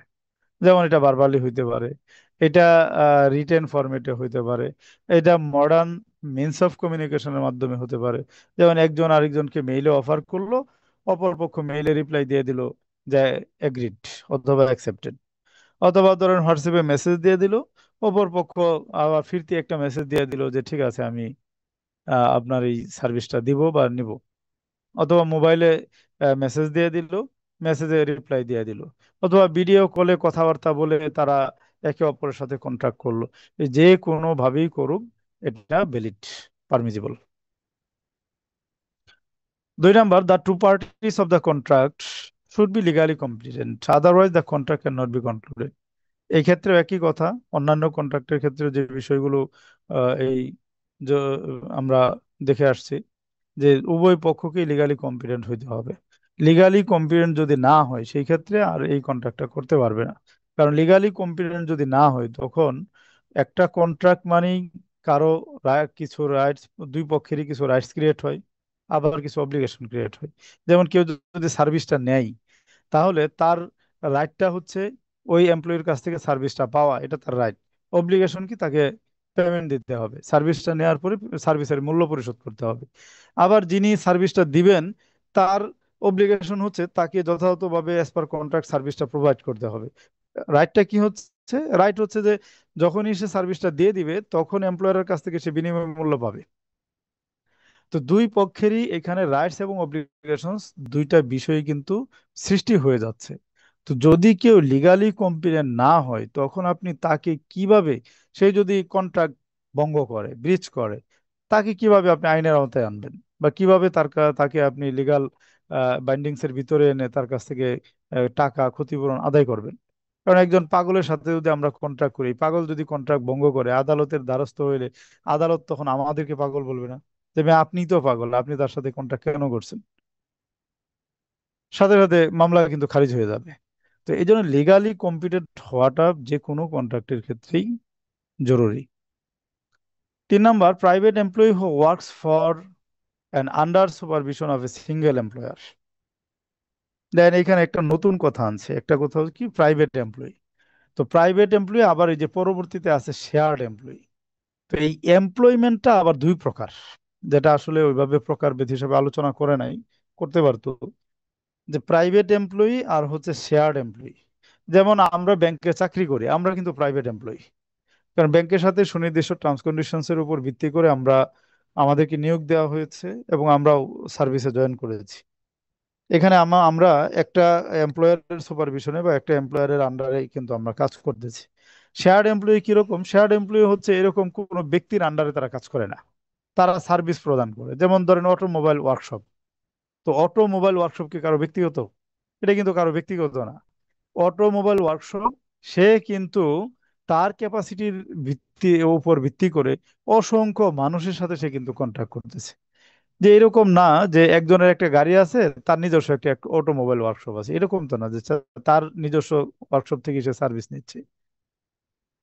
বরং এই অটোমোবাইল ওয়ার্কশপ এরকমও না যে সে শুধু নিজের যে কয়টা গাড়ি আছে এই কয়টা গাড়িরই সার্ভিস দিচ্ছে। বরং তার ক্যাপাসিটির মধ্যে যত গাড়ি আসবে যাদের সার্ভিস প্রয়োজন, ক্যাপাসিটির মধ্যে থাকলে সে তার সাথে সার্ভিস রিলেটেড চুক্তি করে ফেলতেছে। যদি ক্যাপাসিটির বাইরে চলে যায় তখন সে বলে যে ভাই আমার আজকে ব্যস্ততা আছে, এটা দিতে পারবো না, আপনি যদি গাড়ি রেখে যান তাহলে আমি এটা ঠিক করে রেখে দিব। তো এই যে একজন ব্যক্তি বা একটা ওয়ার্কশপ বা একটা প্রতিষ্ঠান, সে অসংখ্য মানুষের সাথে তার ক্যাপাসিটির মধ্যে চুক্তিতে আবদ্ধ হচ্ছে, এটি হচ্ছে শেয়ার্ড এমপ্লয়ি। এবং সে কিন্তু এট এ টাইম অসংখ্য মানুষের সাথেও কন্ট্যাক্ট করতে পারছে। কিন্তু একজন প্রাইভেট এমপ্লয়ি কিন্তু এটা পারে না। যেমন আমি ব্যাংকে চাকরি করছি, ব্যাংকে সকাল 10টা থেকে 6টা পর্যন্ত, এটা আমার একটা নির্ধারিত সময়। এবং অ্যাজ পার অফার লেটার বা এমপ্লয়মেন্ট টিওআর, সেখানে কিন্তু বলা আছে যে ব্যাংকের প্রয়োজন আমাকে এক্সট্রা আওয়ারেও চাকরি মানে সার্ভিস দেওয়ার প্রয়োজন পড়বে। তো সেক্ষেত্রে আমার প্রয়োজনে কিন্তু 6টার পরেও আরো, অথবা 10টার আগেও যদি প্রয়োজন পড়ে সেখানে কিন্তু আমাকে সার্ভিসটা দিতে হবে। তাহলে এই যে সময়টা, এই সময়ের মধ্যে আমি কিন্তু অন্য কোনো কাজ আমি করতে পারবো না। আমার এমপ্লয়ার তার অনুমতি ছাড়া, তার অনুমোদন ছাড়া আমার জন্য কোনো কাজ করাই কিন্তু শরিয়াতে পারমিজিবল হচ্ছে না। এবং আমি কিন্তু আর কোনো কাজই করতে পারছি না। কিন্তু একজন শেয়ার্ড এমপ্লয়ি, সে কিন্তু এট এ টাইম অসংখ্য মানুষের সাথে চুক্তি করতে পারছে। তার উপর অব্লিগেশন কি? সে যে সার্ভিসটার জন্য চুক্তি করতেছে, ওই নির্ধারিত টাইম ফ্রেমের মধ্যে সে যদি সার্ভিসটা ডেলিভারি দিতে পারে, এটাই তার জন্য এনাফ। কিন্তু আমার জন্য কিন্তু এটা না। আমার জন্য 10টা থেকে 6টা পর্যন্ত কাজ থাকলেও অফিসে বসে থাকতে হবে, কাজ না থাকলেও অফিসে বসে থাকতে হবে। কারণ এই সময়টা আমি তার কাছে সেল করে দিয়েছি। তো এইটাই হচ্ছে প্রাইভেট এমপ্লয়ি আর শেয়ার্ড এমপ্লয়ির মধ্যে মূলত পার্থক্য। তাহলে private employee who works for and under the supervision of single employer, একজন সিঙ্গেল এমপ্লয়ারের অধীনে তিনি কাজ করেন, তার সুপারভিশনে তিনি কাজ করেন, has no right to work at the same time for anyone else except on permission of his former employ. তার যে এমপ্লয়ার আছেন, এই এমপ্লয়ারের অনুমতি ছাড়া ওই সময়ের মধ্যে সে অন্য কোনো ব্যক্তির বা অন্য কোনো কাজ করার কোনো রাইট কিন্তু তার নাই। Has no right to work, কোনো কাজ করার রাইট নেই। তার এমপ্লয়ার যা করতে বলছে সেটাই সে করবে। এমপ্লয়ার যদি কোনো কাজ না দেয় তাহলে সে বসে থাকবে, এমপ্লয়ারের ডিসপোজালে সে বসে থাকবে, কিন্তু সে অন্য কোনো কাজ করতে পারবে না। তাহলে আনলাইক প্রাইভেট এমপ্লয়ি আর shared employee who works for more than one person and who is not suppose to work for a specific person. তো শেয়ার্ড এমপ্লয়িরা কিন্তু কোনো নির্দিষ্ট ব্যক্তির কাজ করে না। সে এট এ টাইম অসংখ্য ব্যক্তির সাথে তার সার্ভিস রিলেটেড কন্ট্রাক্ট সে করতে পারবে, is not subject to such restriction. এই যে প্রাইভেট এমপ্লয়ির ক্ষেত্রে যে রেস্ট্রিকশনটা আছে, যে সেম টাইম সে কোনো অন্য কোনো কাজ করতে পারবে না, শেয়ার এমপ্লয়ির ক্ষেত্রে কিন্তু এই রেস্ট্রিকশন নাই। কারণ শেয়ার্ড এমপ্লয়ির ক্ষেত্রে রেস্ট্রিকশন হচ্ছে জাস্ট টাইম ফ্রেমের মধ্যে সার্ভিস ডেলিভারি দেওয়া, আর কোনো রেস্ট্রিকশন তার নাই। সে যদি কন্ট্রাক্ট করার সাথে সাথে সার্ভিস শুরু করে করতে পারে, সে যদি পরে শুরু করে করতে পারে, বাট তার অব্লিগেশন হচ্ছে নির্দিষ্ট টাইমের মধ্যে তাকে সার্ভিস দিতে হবে। কিন্তু প্রাইভেট এমপ্লয়ি হচ্ছে নির্দিষ্ট টাইম তাকে এমপ্লয়ারের ডিসপোজালে থাকতে হবে।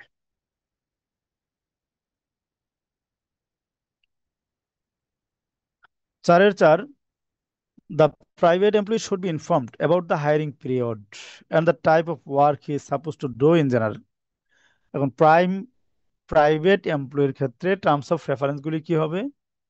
তাকে কত দিনের জন্য নিয়োগ দেওয়া হলো, তার কাজের পরিধি কতটুকু, তাকে প্রতিদিন কতটুকু কাজ করতে হবে, কতটুকু সময়, মানে কতটুকু সময় তাকে কাজ করতে হবে, এই বিষয়গুলো তার টার্মস অফ রেফারেন্সের মধ্যে উল্লেখ থাকবে বা অফার অফ লেটারের মধ্যে উল্লেখ থাকবে। শেয়ার্ড এমপ্লয়ির ক্ষেত্রে কি থাকবে? Should be inform about the work, কোন কাজটা তাকে করতে হবে, কাজের ধরনটা কি, কাজের স্পেসিফিকেশনটা কি, এই 3টা বিষয়ের উপর চুক্তি হবে শেয়ার্ড এমপ্লয়ির সাথে। কাজ কি, কাজের ধরন কি, কাজের স্পেসিফিকেশন কি, এই 3টা বিষয়ের উপর চুক্তি হবে। কারণ এই 3টা বিষয়ের মাধ্যমে তাকে মূলত লিগাল অব্লিগেশনের ভিতরে নিয়ে আসা হবে। আর প্রাইভেট এমপ্লয়ের ক্ষেত্রে কি? হায়ারিং পিরিয়ড, তাকে কত দিনের জন্য নিয়োগ দেওয়া হলো, type of work he is suppose to do, মানে তাকে সাধারণত কি কাজ করতে হবে, এই বিষয়গুলো বলা থাকবে তার নিয়োগপত্রে। The specific period within which the work has to be done could also be added. Shared এমপ্লয়ির ক্ষেত্রে আরেকটা বিষয় হচ্ছে যে কত সময়ের মধ্যে তাকে কাজটা ডেলিভারি দিতে হবে, এইটাও চুক্তির মধ্যে উল্লেখ করা থাকবে বা could also be added. In that case the employee has to do the work within that specific period. তো ডেলিভারির যদি টাইম উল্লেখ করা থাকে, তাহলে ওই নির্ধারিত সময়ের মধ্যে তাকে কাজের ডেলিভারি দিতে হবে। When no specific period for doing the work is referred to in the contract, resort should be to normal practice. এখন কথা হলো যে একজনে আসলো, অটোমোবাইল ওয়ার্কশপের মধ্যে তার গাড়িটা দিয়ে গেল, কিন্তু কখন সার্ভিসটা করে তাকে গাড়িটা হ্যান্ড ওভার করতে হবে এইরকম কোনো টাইম ফ্রেম তাকে দেওয়া হয়নি। তো এখন এই সুযোগে এই ওয়ার্কশপের যিনি সত্ত্বাধিকারী, তিনি কিন্তু আবার তার গাড়ি 1 সপ্তাহ, 15 দিন, 20 দিন, 1 মাস এরকম কিন্তু তার ওয়ার্কশপে ফেলায় রাখতে পারবে না। সেক্ষেত্রে নর্মাল প্র্যাকটিস মানে ওরফ বা কাস্টমারি প্র্যাকটিস, যেটা যে নর্মালি কেউ যদি কোনো টাইম ফ্রেম না দিয়ে গাড়ি রেখে যায়, তাহলে কতক্ষণের মধ্যে এটা ডেলিভারি দিতে হয়, কাস্টমারি প্র্যাকটিস অনুযায়ী যে সময়টা কনসিডার করা হয়, ঠিক ওই সময়ের মধ্যেই তাকে ডেলিভারি দিতে হবে। সে যদি ওই সময়ের মধ্যে ডেলিভারি দিতে না পারে, তখন কিন্তু সে আবার ডিফল্টার হিসাবে বিবেচিত হবে। তাহলে কোনো সময় নির্ধারণ থাকলে সময়ের মধ্যে ডেলিভারি দিতে হবে, যদি সময় নির্ধারণ না থাকে তাহলেও ওই সময়টা কাস্টমারি প্র্যাকটিস দ্বারা নির্ধারিত হয়ে যাবে। সে আনলিমিটেড সুযোগ কিন্তু পাবে না। 4-এর 5, a private employee is not responsible for damage unless it is due to his own transgression, negligence or breach of stipulated condition. Private employee যদি কোনো ক্ষতি করে ফেলে, এই ক্ষতিটা যদি তার ট্রান্সগ্রেশনের কারণে না হয়, নেগলিজেন্সের কারণে না হয়, ব্রিচ অফ স্টিপুলেটেড কন্ডিশনের কারণে না হয়, সেই ক্ষেত্রে এই ক্ষতির ক্ষতিপূরণ তার কাছ থেকে আদায় করা যাবে না। যেমন ধরেন আপনি বাসায় একজন কাজের লোক রাখছেন, আপনি বললেন তাকে এক গ্লাস পানি নিয়ে আসতে, পানি নিয়ে আসতে গিয়ে গ্লাসটা ফেলে দিয়ে ভেঙে ফেললো। এখন আপনি গ্লাস ফেলে এই পড়ে গেছে, ভেঙে গেছে, তার বেতন থেকে গ্লাসের টাকাটা আপনি আদায় করে নিলেন, এটা কিন্তু শরিয়াসম্মত হবে না। কারণ সে কিন্তু আপনার প্রাইভেট এমপ্লয়ি। গ্লাসটা যদি সে ইচ্ছা করে ফেলে দেয়, তাহলে গ্লাসের টাকাটা আপনি তার বেতন থেকে কাটতে পারবেন। কিন্তু ইচ্ছা করে যদি না ফেলে, এটা যদি হাত ফসকে এমনিই পড়ে যায়, হ্যাঁ, নেগলিজেন্স ছিল না, এমনিতেই পড়ে গেছে, সেই ক্ষেত্রে কিন্তু তার কাছ থেকে এই গ্লাসের টাকা আদায় করা যাবে না। তো এই জন্য এটাই বলা হয়েছে যে প্রাইভেট এমপ্লয়ি নর্মালি কোনো ড্যামেজের জন্য রেসপন্সিবল না। তবে ওই যে ইচ্ছাকৃত যদি করে তাহলে তো অবশ্যই রেসপন্সিবল। 4-এর 6, আর shared employee is absolutely responsible for damage. কিন্তু দেখেন, শেয়ার্ড এমপ্লয়ির ক্ষেত্রে কিন্তু হিসাবটা ভিন্ন। যে সে, তাকে যে কাজ দেওয়া হয়েছে, এই কাজ করতে গিয়ে যদি কোনো ক্ষতি হয় তাহলে ক্ষতিপূরণ কিন্তু দিতে হবে। যেমন আমি একবার যে এই মাল্টিপ্লানে, এই এলিফেন্ট রোডে মাল্টিপ্লানে গেলাম আমার ল্যাপটপের একটু কাজ করানোর জন্য। তখন ওই ব্যক্তি বলল যে ভাই দেখেন, আমি ওনার কাছে একবার একটা কাজ আসছে, ল্যাপটপের একটা সামান্য একটা সমস্যা ছিল, সমস্যাটা সারানোর জন্য। তো এই সমস্যাটা সারাইতে গিয়ে আপনার ল্যাপটপের যে ডিসপ্লে ছিল, এই ডিসপ্লের একটা কানেকশনটা নষ্ট হয়ে গেছে।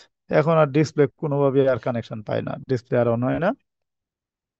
তো আর যে সমস্যার জন্য আসছে ওই সমস্যাতে এমনিতেই সমাধান করা সম্ভব ছিল না। তো তার কাছে আসতে একটা সমস্যার সমাধান করতে, সে কিন্তু আরেকটা সমস্যা ঘটায় ফেলছে, এতে করে ওই ডিসপ্লের ফুল টাকাটা তাকে জরিমানা দেওয়া লাগছে। ফুল টাকাটা কিন্তু তার মানে ডিসপ্লে একবারে ডিসপ্লে টাকাটা তাকে দেওয়া লাগছে।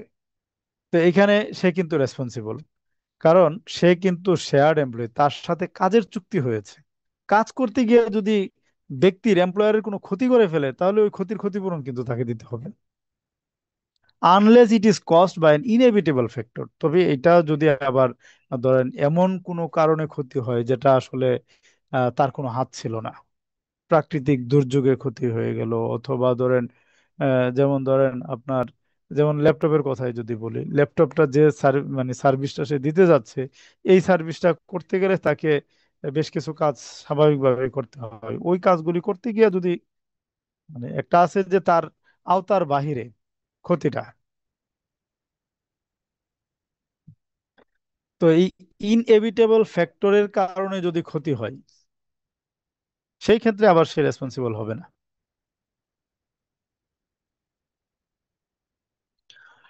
However, doesn't hold true in the case of investment agent who is permitted to utilize money. এই যে কথাটা বললো যে শেয়ার্ড এমপ্লয়ি ড্যামেজের জন্য রেসপন্সিবল, এই কথা আবার ইনভেস্টমেন্ট এজেন্সি কন্ট্রাক্টের ক্ষেত্রে প্রযোজ্য হবে না। কারণ ইনভেস্টমেন্ট এজেন্সি এটাও কিন্তু ট্রাস্ট বেসিসের একটা কন্ট্রাক্ট। সেই ক্ষেত্রে ইনভেস্টমেন্ট এজেন্ট যদি ইনভেস্টমেন্ট এজেন্ট ব্যবসা করতে গিয়ে লসের শিকার হন, তার কাছ থেকে আবার লস আদায় করা যায় না। হ্যাঁ, লসটা যদি তার ব্যক্তিগত কারণে হয়, অসতর্কতার কারণে, নেগলিজেন্সের কারণে, সেক্ষেত্রে আদায় করা যায়। তো ইনভেস্টমেন্ট এজেন্সিতে আপনারা এই বড় একটা স্ট্যান্ডার্ড পড়ছেন, তো এটা আমরা আর ইনভেস্টমেন্ট এজেন্সি নিয়ে বিস্তারিত আলোচনা করতে চাচ্ছি না। Unlike the shared employee who has to guarantee what he is paid to work on, the investment agent doesn't guarantee except in case of transaction negligence. যেমন এখানে কিছুটা বলছে যে শেয়ার্ড এমপ্লয়িকে যে সার্ভিসের জন্য কাজটা দেওয়া হয়, ওই সার্ভিস রিলেটেড তার কিন্তু একটা গ্যারান্টি থাকে, যে সে ঠিকঠাক ভাবে কাজটা করে দিবে, এই গ্যারান্টি তাকে দিতে হয়। কিন্তু ইনভেস্টমেন্ট এজেন্সির ক্ষেত্রে কিন্তু ক্যাপিটালের কোনো গ্যারান্টি তার পক্ষ থেকে থাকে না, তার কাছ থেকে নেওয়াও যায় না, দেওয়াও যায় না, এটা কিন্তু জায়েজ নাই। তবে তার কাছ থেকে ক্যাপিটালের গ্যারান্টিটা কখন কার্যকর করা যায়? যদি তার কারণে ক্ষতি হয়, নেগলিজেন্স বা মিসকন্ডাক্টের কারণে যদি ক্ষতি হয়, সেই ক্ষেত্রে তো তাকে ওই ক্ষতির ক্ষতিপূরণ বেয়ার করতে হবে। আদারওয়াইজ ইন জেনারেল সেন্সে কিন্তু ইনভেস্টমেন্ট এজেন্সির পক্ষ থেকে ক্যাপিটালের কোনো গ্যারান্টি দিতে হয় না। কিন্তু শেয়ার্ড এমপ্লয়ির ক্ষেত্রে কিন্তু এটা গ্যারান্টিটা দিতে হয়। এটা এই জন্য ইনভেস্টমেন্ট এজেন্সিটা নিয়ে আসছে, মানে এটার সাথে অনেকটা মানে এই যে সাদৃশ্য আছে, এই সাদৃশ্য থাকার কারণে নিয়ে আসছে।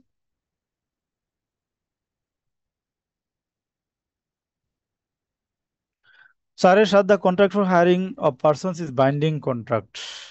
এটা আপনারা তালিকাভুক্ত করবেন, শুরুতে যেটা বলছিলাম যে হায়ারিং কন্ট্রাক্ট, এটাও একটা binding contract, which none of the two parties can terminate or demand amends without the consent of the other. এক্ষেত্রে কেউ কিন্তু ইউনিলেটারালি কন্ট্রাক্টটা টার্মিনেট করতে পারেন না, অথবা কন্ট্রাক্টের টার্মস কন্ডিশনস এর মধ্যেও কোনো পরিবর্তন করতে পারেন না। কারণ যিনি কাজে জয়েন করেছেন তিনিও তো একটা ওই তার জব ডেসক্রিপশন কি হবে এই জেডি দেখে অথবা টার্মস অফ রেফারেন্স দেখেই কিন্তু তিনি জয়েন করেছেন। এখন তাকে যদি টার্মস অফ রেফারেন্সের বাইরে কোনো কাজ চাপিয়ে দেওয়া হয়, সেই ক্ষেত্রে এটা তার সাধ্যের বাইরেও থাকতে পারে।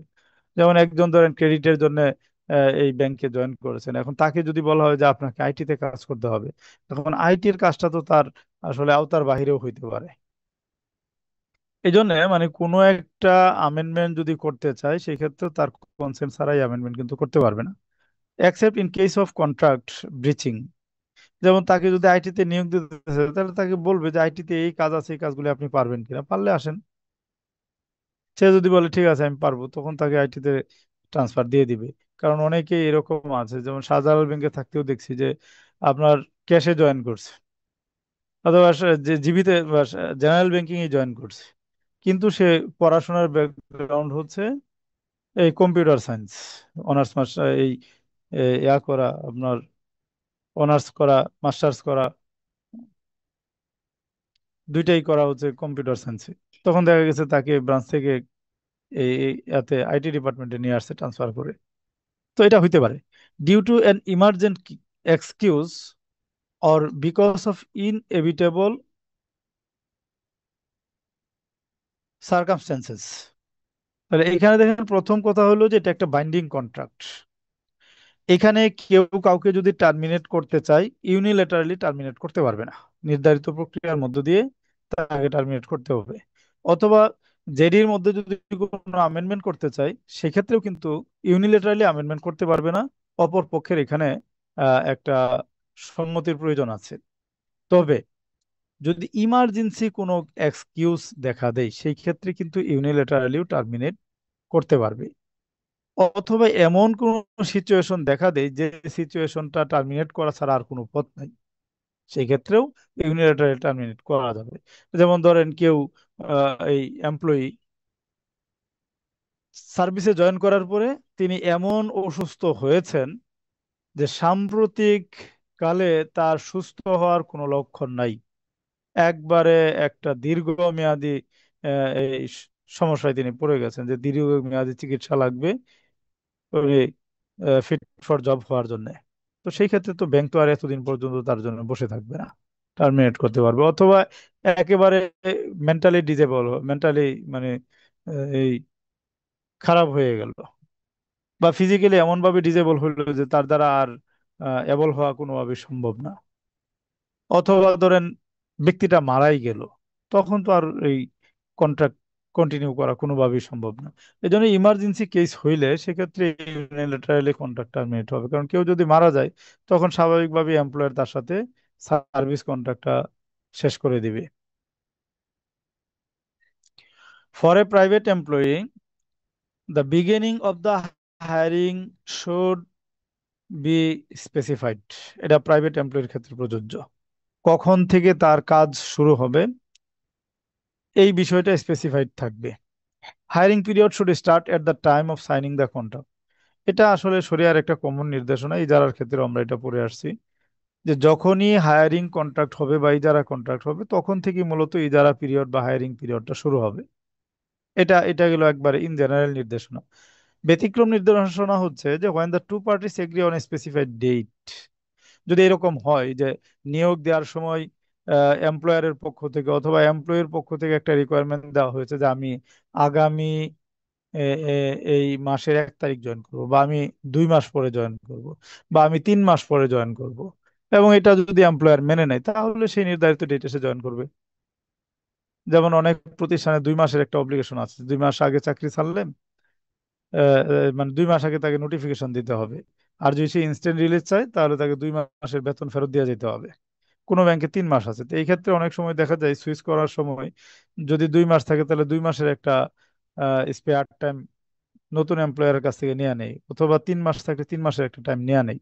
তো সেই ক্ষেত্রে তার জয়েনিং পিরিয়ডটা কিন্তু ভবিষ্যতে একটা নির্ধারিত সময়ে গিয়ে হচ্ছে। তো এইভাবেও হইতে পারে। Hiring in the letter case is known as deferred hiring or hiring that has to B executed in the future. এই যে নির্ধারিত ডেটে সে জয়েন করবে, এই শর্তে যখন হায়ারিং কন্ট্রাক্ট হয় তখন ওই কন্ট্রাক্টটাকে বলা হয় ডেফার্ড হায়ারিং অথবা ফিউচার হায়ারিং কন্ট্রাক্ট।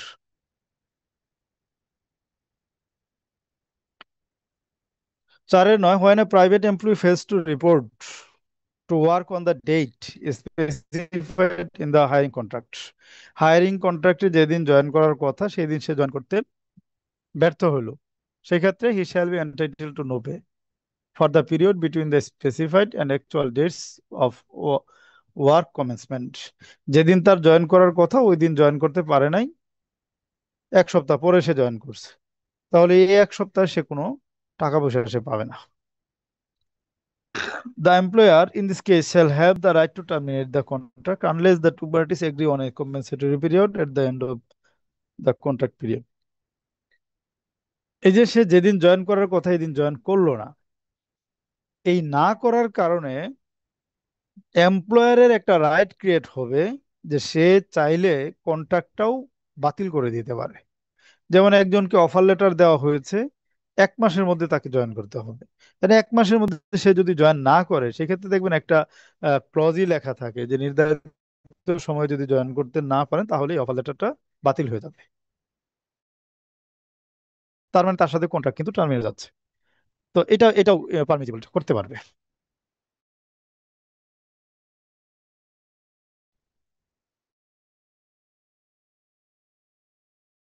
অথবা এইভাবে করলো যে সে যে কয়দিন জয়েন করতে দেরি করছে, কন্ট্রাক্টিং পিরিয়ড শেষে এই কয়দিন সে অতিরিক্ত কাজ করে দিয়ে যাবে, তাহলে সে যে কয়দিনের জন্য চুক্তি করছে কয়দিন কিন্তু ঠিক থাকলো, তখন আর আর ফার্দার আর অ্যামেন্ডমেন্টের প্রয়োজন পড়তেছে না।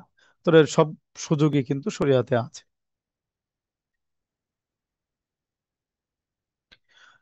4-10, for a share employee are certain period for performing the work may be specified. আগে আমরা পড়ছি প্রাইভেট এমপ্লয়ির ক্ষেত্রে, এখন শেয়ার এমপ্লয়ির ক্ষেত্রে বলা হচ্ছে যে সে কতক্ষণের মধ্যে কাজটা তাকে ফিনিশ করতে হবে, এই টাইমটা স্পেসিফাই করা থাকবে, কতক্ষণের মধ্যে তাকে কাজটা শেষ করতে হবে। যেমন আমরা ধরেন এই যে বাড়িতে যখন বিল্ডিং এর কাজ করি বা কোনো বিল্ডিং বানাই, বাড়িঘর করি, তখন দেখা যায় আমরা দুইভাবেই কিন্তু চুক্তি করি। একটা হচ্ছে দিন হিসাবে চুক্তি করি, তখন কি করে যে রাজমিস্ত্রি যে আছে বা যারা যে কাজের জন্য যাকে আমরা নিয়োগ দেই, সে সকালে আসে সারাদিন কাজ করে চলে যায়, কতটুকু কাজ হইলো এটার সাথে তার কিন্তু কোনো কনসার্ন নাই, তার কনসার্ন হচ্ছে সকালে আসবে, বিকাল পর্যন্ত কাজ করবে চলে যাবে, এবং দিনের একটা পেমেন্ট সে পাবে। এটা এক ধরনের চুক্তি আমরা করি। এই চুক্তিটা হচ্ছে প্রাইভেট এমপ্লয়মেন্ট চুক্তি।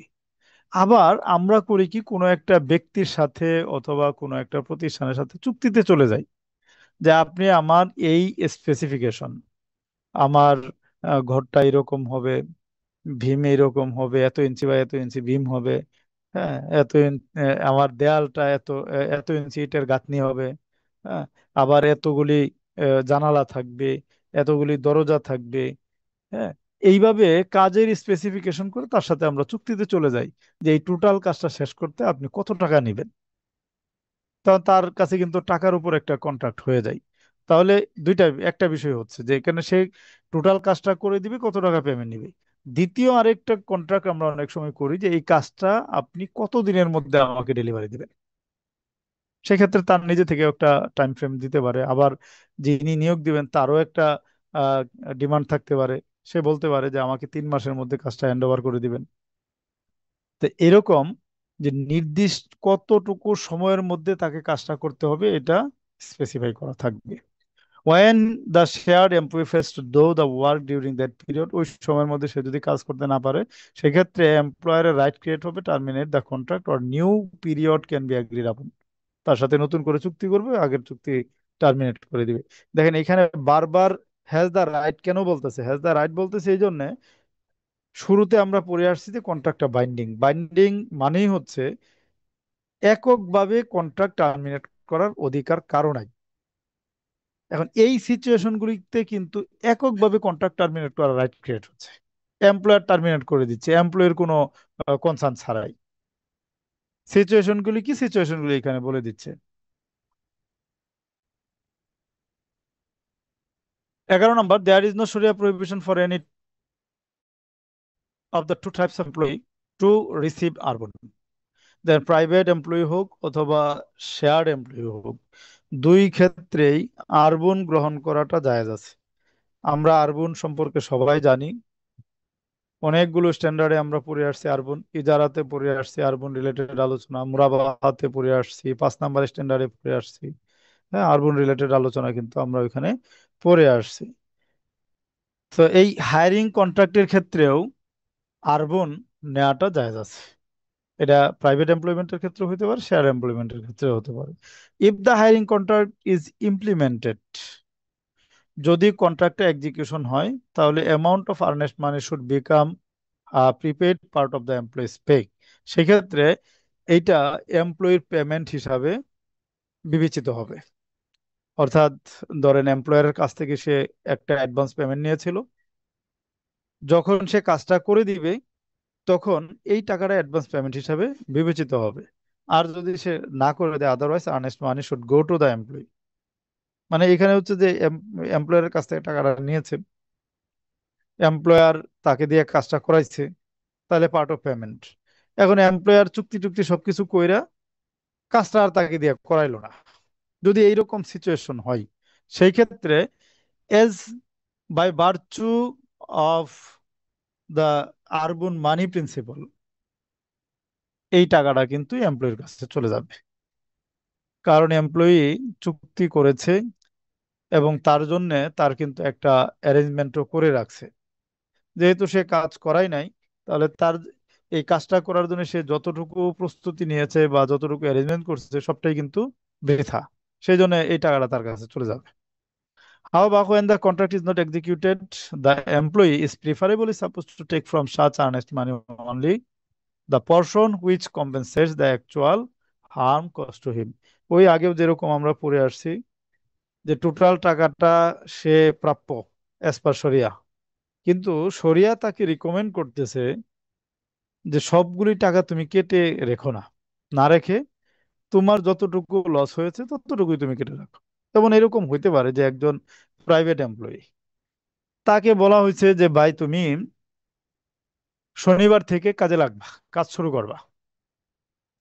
তো শনিবার থেকে সে কাজ করবে, এই এই এই এই মানসিকতায় সে তার সবকিছু অ্যারেঞ্জমেন্ট করে রাখছে। শনিবার দিন আরো অনেক কাজের অফার ছিল, নেয় নাই, সে তার জন্য বসে আছে।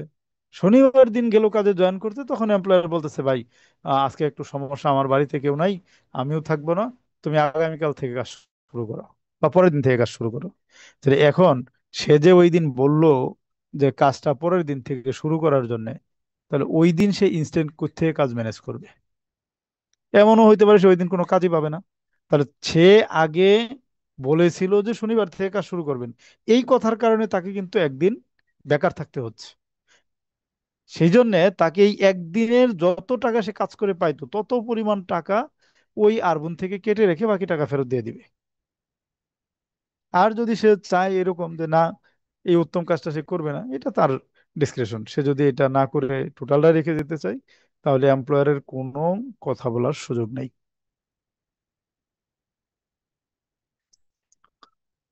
আমরা কন্ট্রাক্ট রিলেটেড গুলো পড়েছি এখানে। এই কত 11টা পয়েন্ট আলোচনা করা হয়েছে। সবগুলো বিষয় গুরুত্বপূর্ণ, আপনারা একটু দেখে নেবেন। 5 number, subject matter of hiring contract. এটাও গুরুত্বপূর্ণ, যেহেতু ব্যতিক্রম।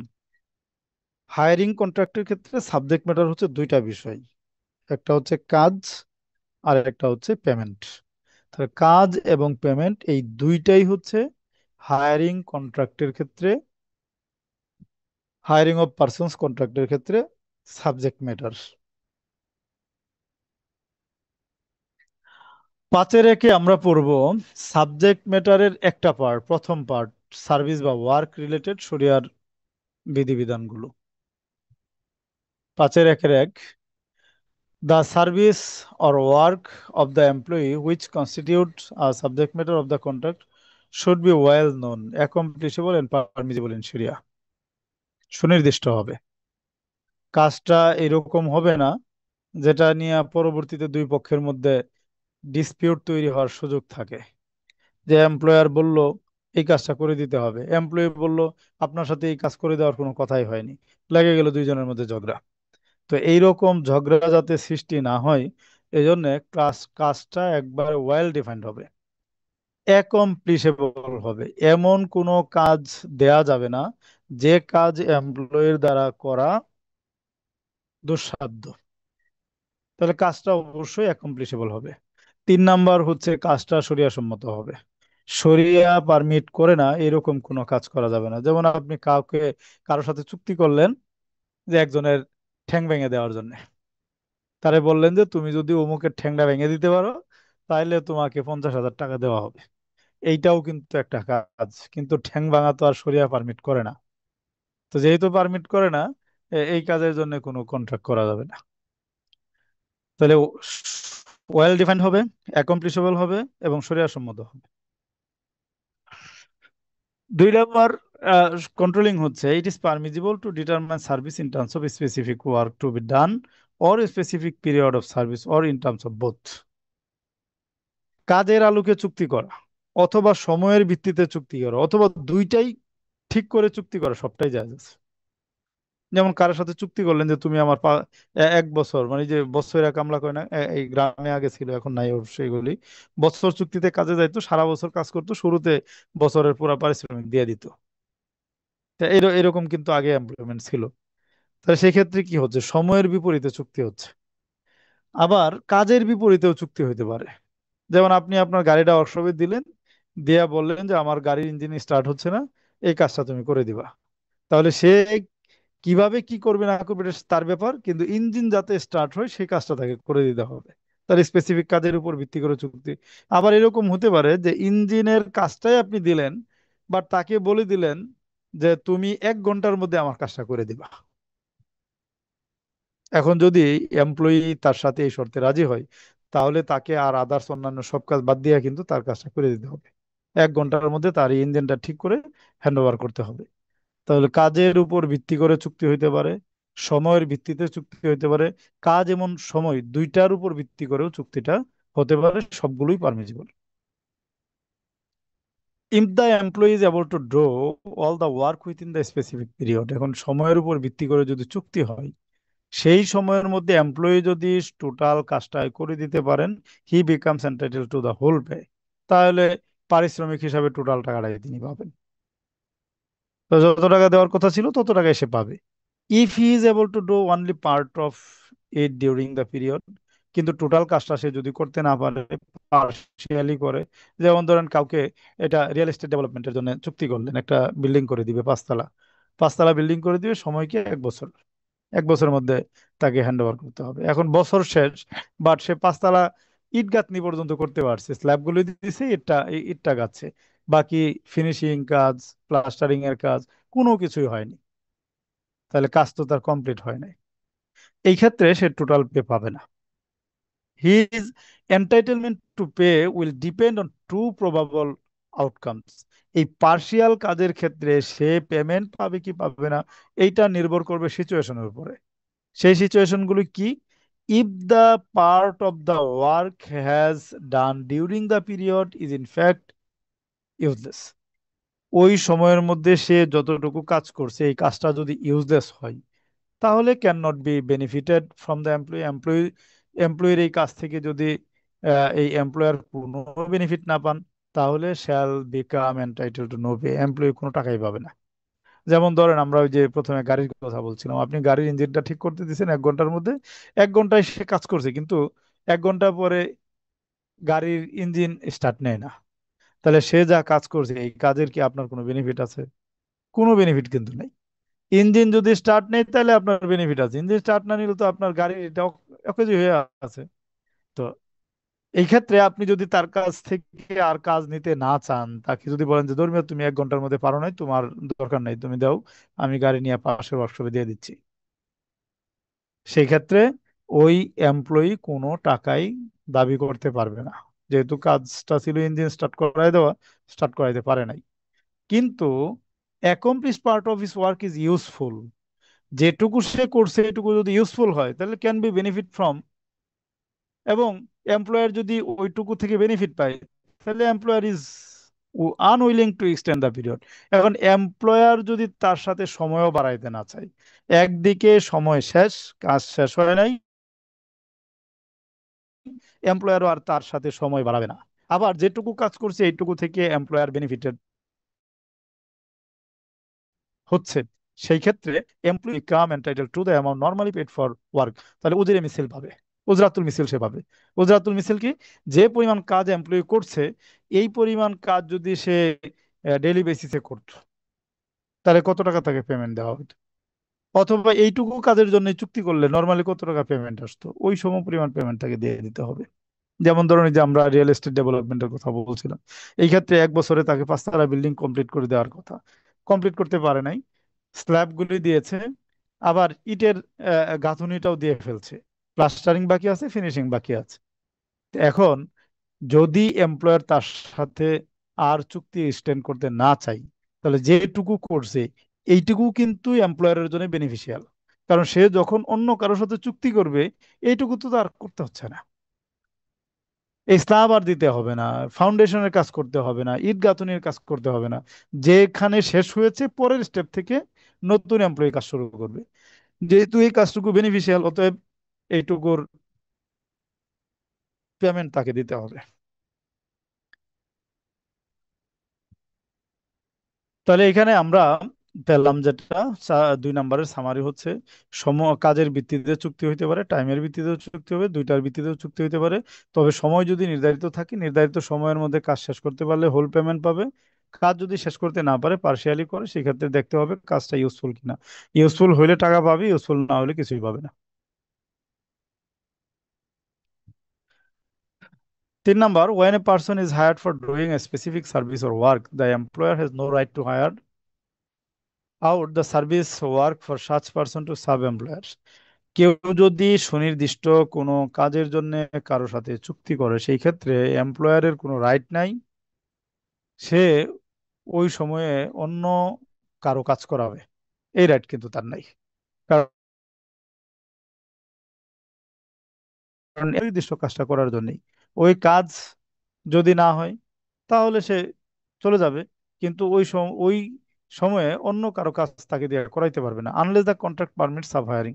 তবে যদি এমপ্লয়ের সাথে চুক্তি হয় এরকম, যে তুমি কিন্তু আমার এরকম একটা কাজ করে দিবা, তাহলে এইরকম কাজ করে দেওয়ার চুক্তি যদি হয়, সে নিজেরটাও করাইতে পারে, আরেকজনেরটাও করাইতে পারে, খুবই স্বাভাবিক।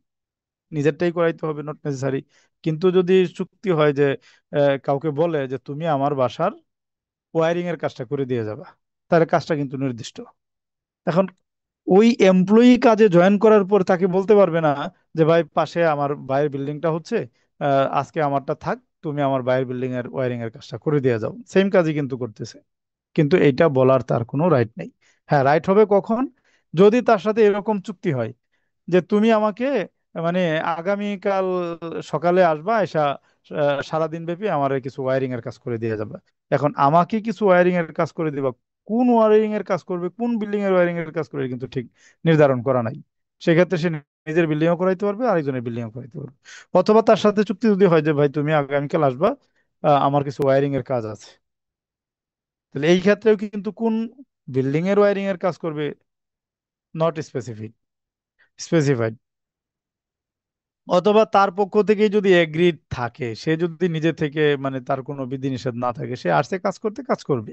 এখন কার কাজ করা হবে সেটা বড় কথা না, সে যদি বলে ভাই কাজ হইলেই হইলো, দেন আমার কাজ দেন, আমি কাজ করতেছি, সেই ক্ষেত্রে সাব হায়ারিং বা আরেকজনের কাছে করাইতে পারবে। If the hired service or work is specifically defined and has to be delivered in the future, the employer is in this case has the right to hire out someone else in an identical service or work. এটা হচ্ছে স্পেসিফিকের ক্ষেত্রে বললো যে স্পেসিফিকের ক্ষেত্রে অন্য কারো কাজ সে করাইতে পারবে না। কিন্তু কাজটা যদি ফিউচার কাজ হয়, ওই যে যেটা আমরা বলছিলাম যে স্পেসিফিকেশনের উপর ভিত্তি করে চুক্তি হয়েছে, নির্ধারিত তারিখে সে এই সার্ভিসটা দিবে, এরকম চুক্তি যদি হয়, সেই ক্ষেত্রে এমপ্লয়ারকে দিয়ে আইডেন্টিক্যাল যে কোনো কাজই করানো যাবে। ওই নির্ধারিত তারিখে যে কোনো কাজই আইডেন্টিক্যাল কাজ হইতে হবে, মানে যে স্পেসিফিকেশনের উপর চুক্তি হয়েছে সেম সিমিলার স্পেসিফিকেশনের কাজ সে নির্ধারিত ডেটে করায় নিতে পারবে।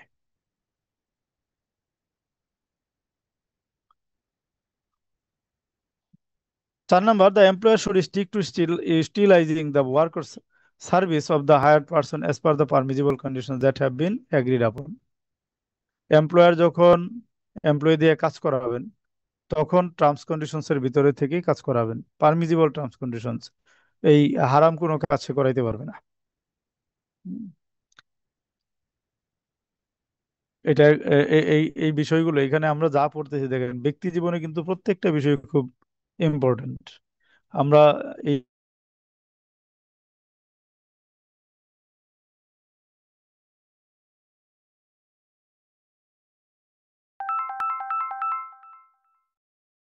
কোনো কাজ করানো যাবে না, যা কাজ করাবো পারমিজিবল কাজ করাইতে হবে, পারমিজিবল কন্ডিশনস এর মধ্যে রেখে কাজ করতে হবে, এবং তার টার্মস কন্ডিশনস এর ভিতরে তাকে কাজ করাইতে হবে।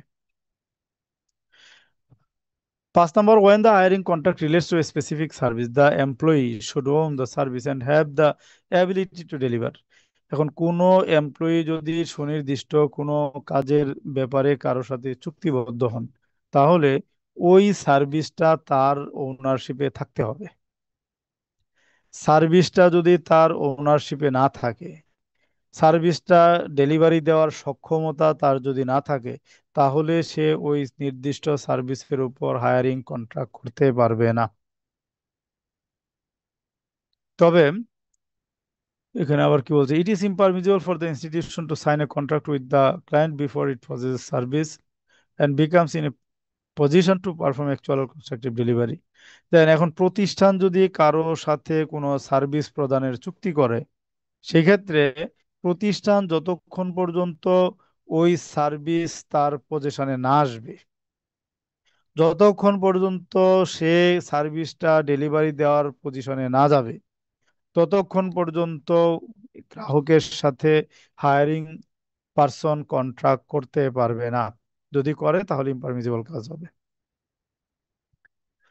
তাহলে প্রতিষ্ঠানও যদি কাউকে কোনো সার্ভিস সেল করতে চায়, ইজারা দিতে চায়, সেই ক্ষেত্রে আগে সার্ভিসটাকে তার দখলে আনতে হবে, পজেশনে আনতে হবে, ওনারশিপে আনতে হবে, দেন চুক্তি করতে হবে।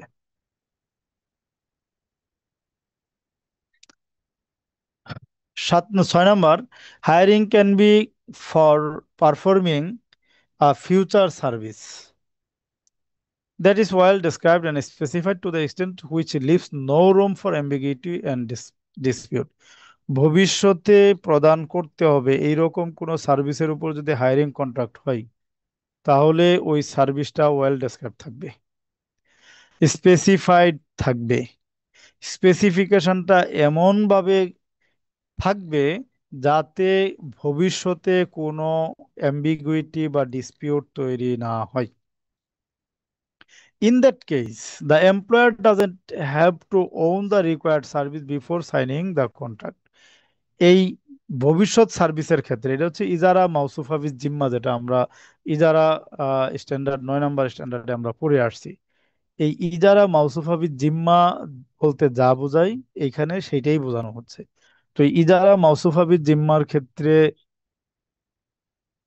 ইজারা অ্যাসেট বা হায়ারিং পারসনসের ক্ষেত্রে সাবজেক্ট ম্যাটার এমপ্লয়ারের বা এমপ্লয়ির পজেশনে থাকা, ওনারশিপে থাকাটা জরুরি না। এটা থাকবে না, এটাই স্বাভাবিক। কারণ স্পেসিফিকেশনের উপর ভিত্তি করেই তো সে সার্ভিসটা ইজারা দিচ্ছে। সেই ক্ষেত্রে পজেশনে না থাকলেও কন্ট্রাক্ট করাটা valid. Consequently, an agreement may be reached for performing the service at a specific time in the future, with due consideration to ability of the employee to own the service or become able to deliver on time by himself or through someone else. এখন bank যদি এই ধরনের কোনো সার্ভিসের বিপরীতে চুক্তি করতে চায়, তাহলে এই ক্ষেত্রে কত দিনের মধ্যে সার্ভিসটা দিতে হবে টাইমটা নির্ধারিত থাকবে, এবং ব্যাংক ওই সময়ের মধ্যে এই সার্ভিসটা তার এবিলিটির মধ্যে নিয়ে আসতে পারবে বা তার ওনারশিপে নিয়ে আসতে পারবে, তার পজিশনে নিয়ে আসতে পারবে, এই সক্ষমতা তার থাকতে হবে। যদি থাকে তাহলে সে এই ইজারা মাওসুফা বিল জিম্মা চুক্তিটা করতে পারবে। সে নিজেও এটা এই পজিশনে আনতে পারে, ওনারশিপে আনতে পারে, অথবা সে কারো মাধ্যমেও যদি এটা ডেলিভারি দেওয়ার সক্ষমতা থাকে সেই ক্ষেত্রে সে এই চুক্তিটা করতে পারবে। তার মানে স্পেসিফিক কাজের বিপরীতেও ব্যাংক কন্ট্রাক্ট করতে পারবে। আবার লায়াবিলিটি বাই ডেসক্রিপশন যেটা, বা ইজারা বাই ডেসক্রিপশন বা hiring of person by description, এই চুক্তিটাও করতে পারবে। বাট শর্ত হচ্ছে স্পেসিফিকের ক্ষেত্রে আগে পজিশনে আনতে হবে, তারপরে চুক্তি করতে হবে। আর ওই hiring of persons by description এই ক্ষেত্রে নির্ধারিত সময়ের মধ্যে ওই চুক্তিটা বা ওই সাবজেক্ট ম্যাটারটা তার পজেশনে আসবে, আনতে পারবে, ওনারশিপে আনতে পারবে, এইটা এই এই এবিলিটি তার থাকতে হবে। The pay for services here should not necessarily be made in advance unless the contract is a সালাম অর সালাফ কন্ট্রাক্ট। এখন ভবিষ্যতে স্পেসিফিকেশনের উপর ভিত্তি করে সার্ভিসটা দিবে, তো স্বাভাবিকভাবে এটার একটা এই আমাদের বাস্তবতা হচ্ছে যে আমরা এই জাতীয় কন্ট্রাক্টের ক্ষেত্রে গ্রাহকের কাছ থেকে আমরা কিছু অ্যাডভান্স পেমেন্ট নিয়ে নিই। দুইটা কারণে নিয়ে নিই, এক হচ্ছে অ্যাসেটটা প্রসেস করার জন্য, আরেকটা হচ্ছে সে যদি কন্ট্রাক্ট ভঙ্গ করে, এই জন্য আগে থেকেই এই তার কাছ থেকে একটা সিকিউরিটির মতো একটা নিয়ে নেওয়া হয়। তো এই অ্যাডভান্স পেমেন্টটা বলা হচ্ছে যে এটা নট নেসেসারি, শরিয়ার দিক থেকে এটার কোনো আবশ্যকতা নাই। অ্যাডভান্স পেমেন্ট হইতেই হবে, নট নেসেসারি। তবে কন্ট্রাক্টটা যদি সালামের ভিত্তিতে হয় সেই ক্ষেত্রে তো আর কোনো কথা নাই, তখন কন্ট্রাক্টিং টাইমেই তাকে পেমেন্ট দিয়ে দিতে হবে। সালাম যদি না হয়, normally hiring of persons contract যদি হয়, সেই ক্ষেত্রে ফিউচার হায়ারিং কন্ট্রাক্টের ক্ষেত্রে পেমেন্টটা অ্যাডভান্স হওয়া জরুরি না। পেমেন্ট অ্যাডভান্সও হতে পারে, at the time of delivery হইতে পারে, অথবা after execution of the hiring period, তখনও হইতে পারবে। If the employee happens to deliver a service that doesn't conform to what has been agreed upon, এখন ফিউচার হায়ারিং কন্ট্রাক্টের ক্ষেত্রে যখন সে সাবজেক্ট ম্যাটার বা কাজটা ডেলিভারি দিল, ডেলিভারি দেওয়ার পরে দেখা গেল যে স্পেসিফিকেশন তাকে দেওয়া হয়েছে এই স্পেসিফিকেশন মিট করছে না, not confirm two what has been agreed আপন, যেভাবে তারা চুক্তিটা করেছিল সেই অনুযায়ী ডেলিভারিটা হয়নি, the employer has the right to reject it and insist on having a service that conforms to specification. সেক্ষেত্রে এমপ্লয়ারের এই রাইট তৈরি হবে, সে চাইলে চুক্তি তারকে মানে চুক্তি বাতিল না, তার এই অ্যাসেটটাকে বা কাজটাকে রিজেক্ট করে দিবে, এবং তাকে জোর দিবে যে তুমি যেভাবে তোমার সাথে চুক্তি হয়েছে ওইভাবে তুমি আমাকে অ্যাসেটটা ডেলিভারি দাও। তাহলে যেটা এই এখানে কিন্তু চুক্তি বাতিলের কথা বলে নাই, বলছে কি যে যে অ্যাসেটটা ডেলিভারি দিবে এই অ্যাসেটটা বাতিল করে দিবে, বাতিল করে দিয়ে তাকে বলবে যে তুমি চুক্তি মোতাবেক অ্যাসেট হস্তান্তর করো। 6 নাম্বারটাকে যদি আমরা সাম আপ করি তাহলে বিষয়টা হচ্ছে ফিউচার হায়ারিং কন্ট্রাক্টের ক্ষেত্রে এগ্রিমেন্টটা এমন ভাবে হবে যাতে করে কোনো ধরনের অস্পষ্টতা বা ডিসপিউট তৈরি না হয়। আর ফিউচার হায়ারিং কন্ট্রাক্টের ক্ষেত্রে কন্ট্রাক্ট করার সময় সাবজেক্ট ম্যাটার পজিশনে থাকা ওনারশিপে থাকাটা জরুরি না। ওই নির্দিষ্ট সময়ের মধ্যে সে যদি ডেলিভারি দিতে সক্ষম হয়, ওইটাই সাফিসিয়েন্ট। এবং এই ক্ষেত্রে পেমেন্টটাও অ্যাডভান্স হওয়া জরুরি না। অ্যাডভান্সও হতে পারে, at the time of contract delivery হতে পারে, আবার আফটার এই পারফর্মিং দ্য কন্ট্রাক্টও হতে পারে। আবার অ্যাসেট ডেলিভারি দেওয়ার পরে যদি স্পেসিফিকেশনের সাথে না যায়, তাহলে অ্যাসেট রিজেক্ট করে দেওয়ার অপশন থাকবে, এবং স্পেসিফিকেশন অনুযায়ী অ্যাসেট ডিমান্ড করতে পারবে।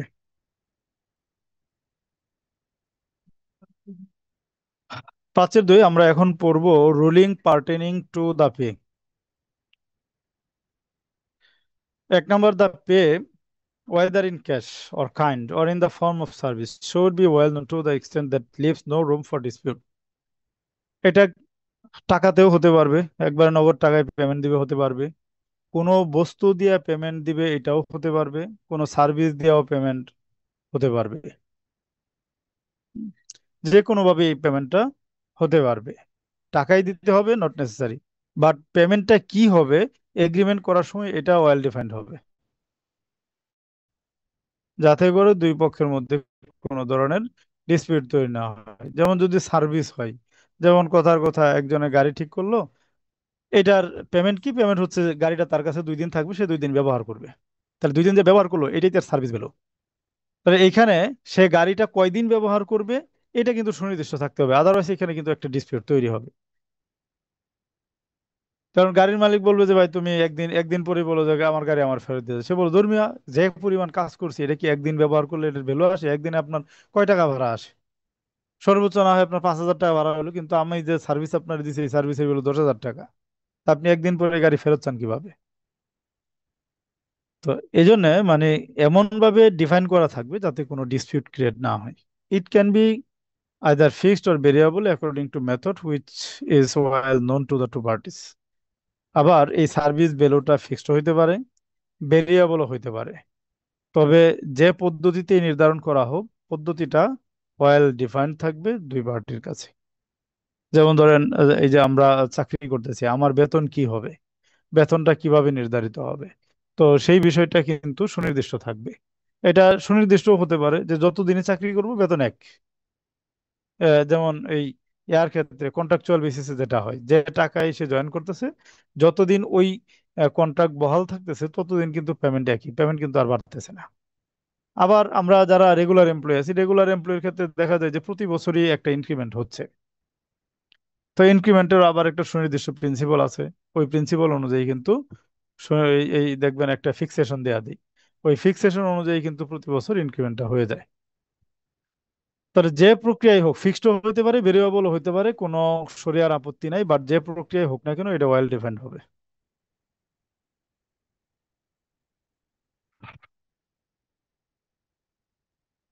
2 number, the pay can be determined for the work as a whole so that the employee becomes entitle to it after doing all the work.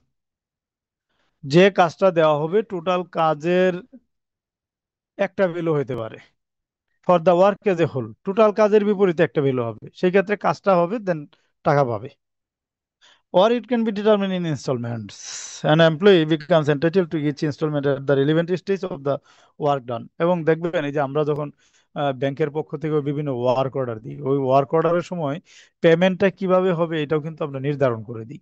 যেমন ধরেন এই যে হজের সময় যে সকল ব্যাংক হজ রেজিস্ট্রেশন করে তারা হাজিদেরকে দেওয়ার জন্য ছাতা বানায়, আবার হাজিদেরকে দেওয়ার জন্য ওই যে ব্যাগ ব্যাগ ব্যাগগুলি বানাই, পিঠে ঝুলানোর ব্যাগগুলি বানাই, আবার এই বিভিন্ন হজ গাইড ছাপায়। তো এই ক্ষেত্রে কন্ট্রাক্টরের সাথে চুক্তি রাখা হয় যে যদি ধরেন 30,000 ছাতা তাকে ডেলিভারি দিতে হবে, তাকে বলা থাকে যে তোমার কমপ্লিশন টাইম হচ্ছে 2 মাস, 2 মাসের মধ্যে সবগুলি ছাতা দিতে হবে, তবে ফার্স্ট ফার্স্ট লট ডেলিভারি দিতে হবে 1 মাস, 1 মাসের মাথায়, সেকেন্ড লট ডেলিভারি দিতে হবে তার 15 দিন পরে, থার্ড লট এবং ফাইনাল লট ডেলিভারি দিতে হবে তার একবারে 2 মাসের শেষ দিনে 15 দিনের মধ্যে।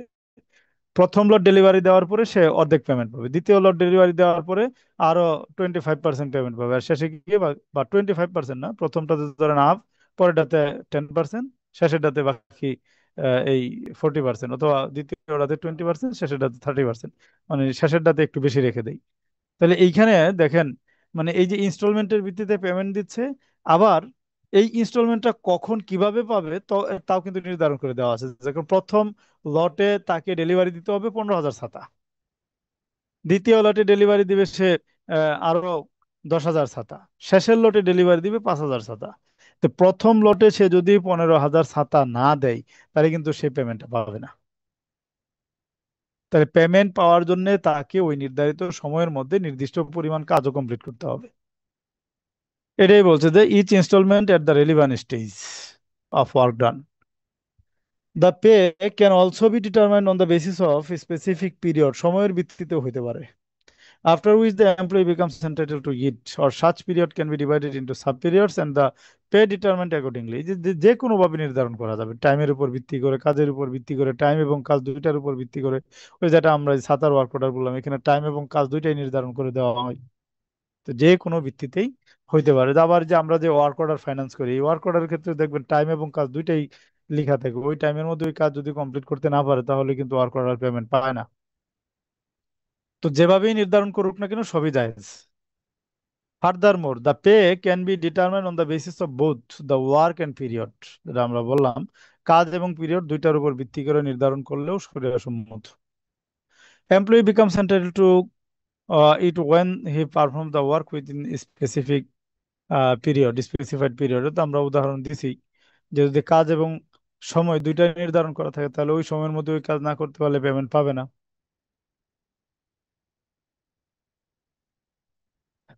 3 number, the pay becomes obligatory when the two parties sign the contract। পেমেন্টটা অব্লিগেশন হয়ে যাবে যখন কন্ট্রাক্ট করবে, কন্ট্রাক্ট করার সাথে সাথেই।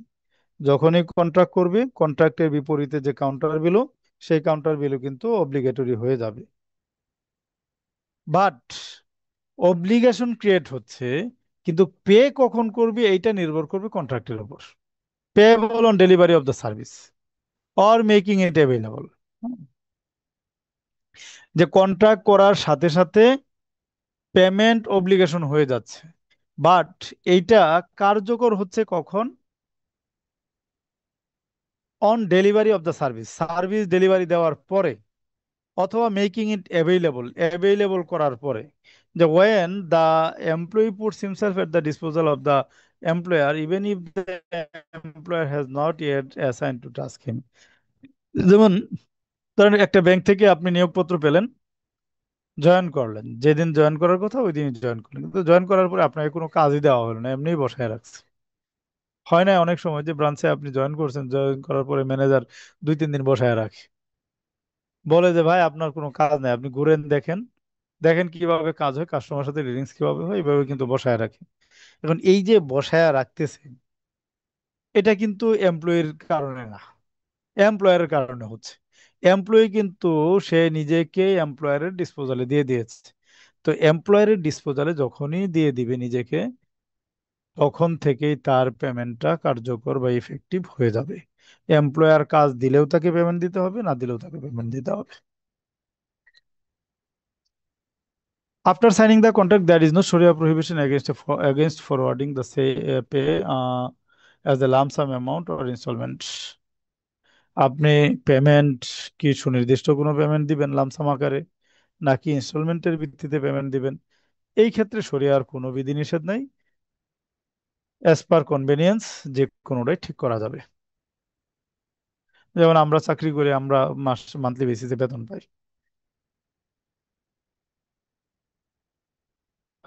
4 number, the pay can B variable, yet the amount of pay for the first period should be known। Following the first period, it is permissible to use an accurate indicator for predetermination of the pay for the successive periods।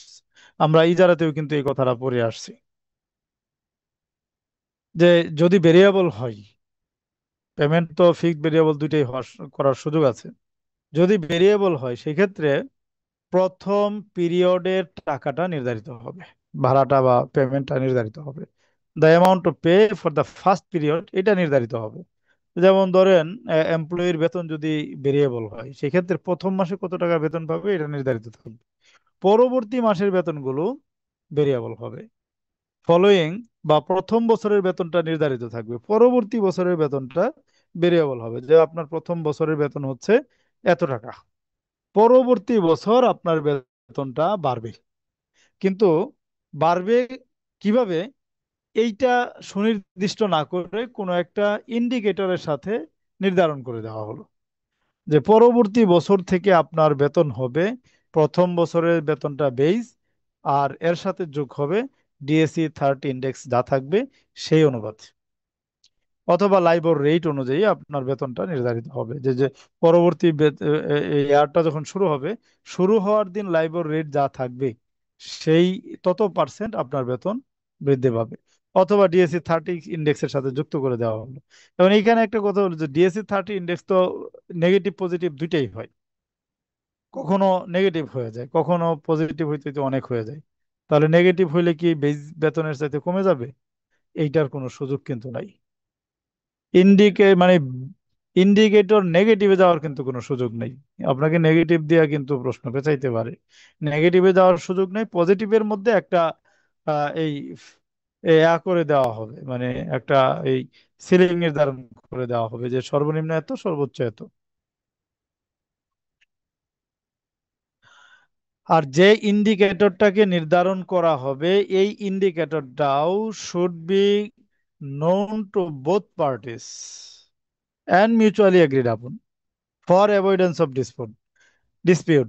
তাহলে এই যে ইন্ডিকেটরের সাথে নির্ধারণ করে দেওয়া হবে, এই ইন্ডিকেটরটাও সুনির্দিষ্ট হইতে হবে, দুই পক্ষেই ইন্ডিকেটর সম্পর্কে ধারণা থাকতে হবে। এরকম না যে এমপ্লয়ার ইন্ডিকেটরটা খুব ভালো বুঝে, এমপ্লয়ি কিছু জানে না, আর এখানে এমপ্লয়ির এই অজ্ঞতাকে পুঁজি করে এমপ্লয়িকে একটা মানে মার দিয়ে দিল, ঠগাই দিল। এই জন্য দুই পক্ষেরই জানতে হবে এটা নেগেটিভ পজিটিভ, এবং এটা মিউচুয়ালি ঠিক করতে হবে যাতে করে ভবিষ্যতে কোনো ধরনের ডিসপিউট তৈরি না হয়। The indicator which replaces the specifically determined pay for the period should have an upper and lower limit। দেখছেন, এই যে যেটা বললাম এটা এখানে বলছি, যদি কোনো ইন্ডিকেটর বা ইন্ডেক্সের সাথে ঠিক করে দেওয়া হয়, সেই ক্ষেত্রে ইন্ডেক্সের আপার এবং লোয়ার লিমিট ঠিক করে দিতে হবে। লোয়ার লিমিট যদি ঠিক করে দেওয়া না হয়, তাহলে নেগেটিভে গেলে তো তখন নেগেটিভে চলে যাবে, তখন বেতন বাড়ার পরিবর্তে আরো বেতন কমে যাবে। এটা যাতে না হয়, তখন তো এমপ্লয়ি ক্ষতিগ্রস্ত হবে। আবার আপার লিমিট যদি ঠিক করে দেওয়া না হয়, সেই ক্ষেত্রে সমস্যাটা হচ্ছে কি, DSC 30 ইন্ডেক্স অনেক সময় বাড়তে বাড়তে +30 পার হয়ে যায়, অনেক বেড়ে যায়। এখন +30 যদি হয়, একজনের বেতন যদি পরবর্তী বছর 30% বাড়ানো লাগে, এইটা কিন্তু এমপ্লয়ারের জন্য আবার কষ্টকর হয়ে যাবে। তো এই জন্য আপার এবং লোয়ার লিমিট ঠিক করে দেওয়া হবে। It is permissible on the consent of the two parties to amend the pay of future periods, the periods in which benefiting the service has not yet taken place. Whereas the unpaid amounts of pay that relate to past periods become a debt obligation owed by the employer, and hence it is impermissible to stipulate a condition for increasing such amounts. এটা আপনারা ইজারাতে খুব সুন্দরভাবে পড়ে আসছে, এই জন্য আমি টোটালটাই একটা সামারি দিয়ে যাচ্ছি। যে বেতনের ক্ষেত্রে, বেতন তো এই বা পারিশ্রমিক তো শুরুতেই নির্ধারিত হয়ে যাচ্ছে, তো এই নির্ধারণ করার পরেও পারিশ্রমিক কিন্তু বাড়ানোর সুযোগ আছে, কমানোর সুযোগ আছে, আমেন্ডমেন্ট করার সুযোগ আছে। এই সুযোগ নিয়ে ভবিষ্যতে যদি বেতন বাড়াইতে চাই, এমপ্লয়ি যদি ডিমান্ড করে বেতন বাড়াইতে হবে, সেই ক্ষেত্রে এমপ্লয়ার বাড়াই দিতে পারবেন তার ডিমান্ডের উপর ভিত্তি করে ভবিষ্যতের জন্য। ধরেন 1 বছর কাজ করছে, 5 বছরের চুক্তি, তাহলে আরো 4 বছর আছে, পরবর্তী 4 বছরের বেতন সে বাড়াই দিতে পারবে। কিন্তু 1 বছর যে কাজ করে ফেলছে, এইটার অ্যামাউন্ট যদি ডিউ থাকে, ওই ডিউ অ্যামাউন্ট কিন্তু বাড়াইতে পারবে না। টু পাস্ট পিরিয়ডস বিকাম আর ডেট অব্লিগেশন, যেটুকু কাজ করে ফেলছে ওইটুকুর পাওনাটা কিন্তু ডিউ ডিউ হয়ে গেছে। ডিউ পাওনাটা এটা ডেট, ডেট বাড়াইলে সুদ হয়ে যায়। সেই জন্য এই ডিউ পেমেন্ট বাড়ানোর কোনো সুযোগ নাই। বাড়াইতে পারবে ভবিষ্যতের সময়টুকু, যেটুকু কাজ এখনো সে করে নাই। 6 number, the pay can be determined as a percentage of the output or part of the thing to be made. এটা আপনারা 22 নম্বর স্ট্যান্ডার্ডেও ওই যে কনসেশন কন্ট্রাক্টেও কিছুটা পড়ে আসছেন। এখানেও সেম, যে কাজটা এমপ্লয়ি করবে ওই কাজের একটা পার্সেন্টেজও তাকে পেমেন্ট হিসাবে দেওয়া যাবে, অথবা part of the thing to be made payment দেওয়া যাবে। যেমন কাউকে কাজ দেওয়া হলো খনিজ সম্পদ উত্তোলন করার জন্য, কারণ তার পেমেন্টটা কি, সে যে পরিমাণ খনিজ সম্পদ উত্তোলন করবে ওই খনিজ সম্পদের 10% হচ্ছে তার পেমেন্ট। তাহলে কি পার্ট অফ দা, হ্যাঁ, বা পার্সেন্টেজ অফ দা আউটপুট, সে যতটুকু কাজ করছে তার 10% হচ্ছে তার পেমেন্ট।